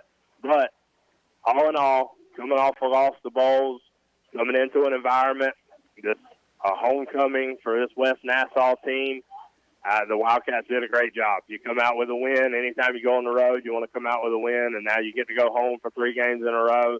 So just try to keep building off this momentum, get back playing at home in your environment, and hope you can get the job done. Well, you said it right there. I mean, listen, you got 3 games left of the regular season starting tonight. You win this one, you take that momentum to next week. The Wildcats will face Bishop Kenny next week, and then to close out the season in the third week of this 3-game set, you've got Swanee. So you're coming off the loss. You need 3 wins and some momentum as you welcome in Panama City Arnold the week after that. So Wildcats will get a good chance now to take this momentum. They moved to 6-1 tonight. We'll get a chance to take this momentum and move it to, 3 games at home in a row, and you can really build some momentum off of that. And, listen, coming off of a loss last week to Bowles, a game that the team really wanted to win, you knew that you were going to face some lumps coming out of that a little bit. But, hey, right out of the gate, 14 points in the first quarter. Found a little trouble between the second and third, but able to get, a game-securing touchdown there late. So, nice job by the offense. The offensive line opening up some holes when they needed to. Scooby Graham, some big yardage. Carson Crawford, some big yardage again tonight. So, all in all, good performance here, and the Cats get to 6 wins on the season. Yeah, and like I said, that's all you can ask for. You came out with a W. That's the name of the game. How many wins can you get? And so, again, just trying to carry that momentum. You got a homecoming week coming up. Coach Mays alluded to it, man. That's a lot of distractions for that football team. So to be able to try to contain them and contain all the homecoming excitement and extracurricular activities and get them focused for a game on Friday night, he's going to have his work cut out for him again. And I'm looking forward to it, Mike. Hey, I want to thank Justin Thomas for keeping us straight on our stats all night long, and want to thank my man John Meadows back at Glen Baptist Church. Listen to us Monday night, 7 o'clock. We'll be back on the air, the Wildcat Radio, dependable heating and air conditioning Wildcat Coaches Show. Look forward to talking to you then. If you don't catch us Monday night, again, the middle school plays Tuesday, 6 o'clock down there at Memorial Stadium. First game of the playoffs for them. Undefeated team. Go down and support them. And then the Wildcats back at home next Friday night, 7 o'clock from Memorial Stadium on homecoming night versus the Crusaders from Bishop Kenny. So with that being said, the Wildcats moved to 6-1. Good job for this team, and good win in the books, and we'll move it back home. Good night, everybody. Have a safe weekend. We'll talk to you next week.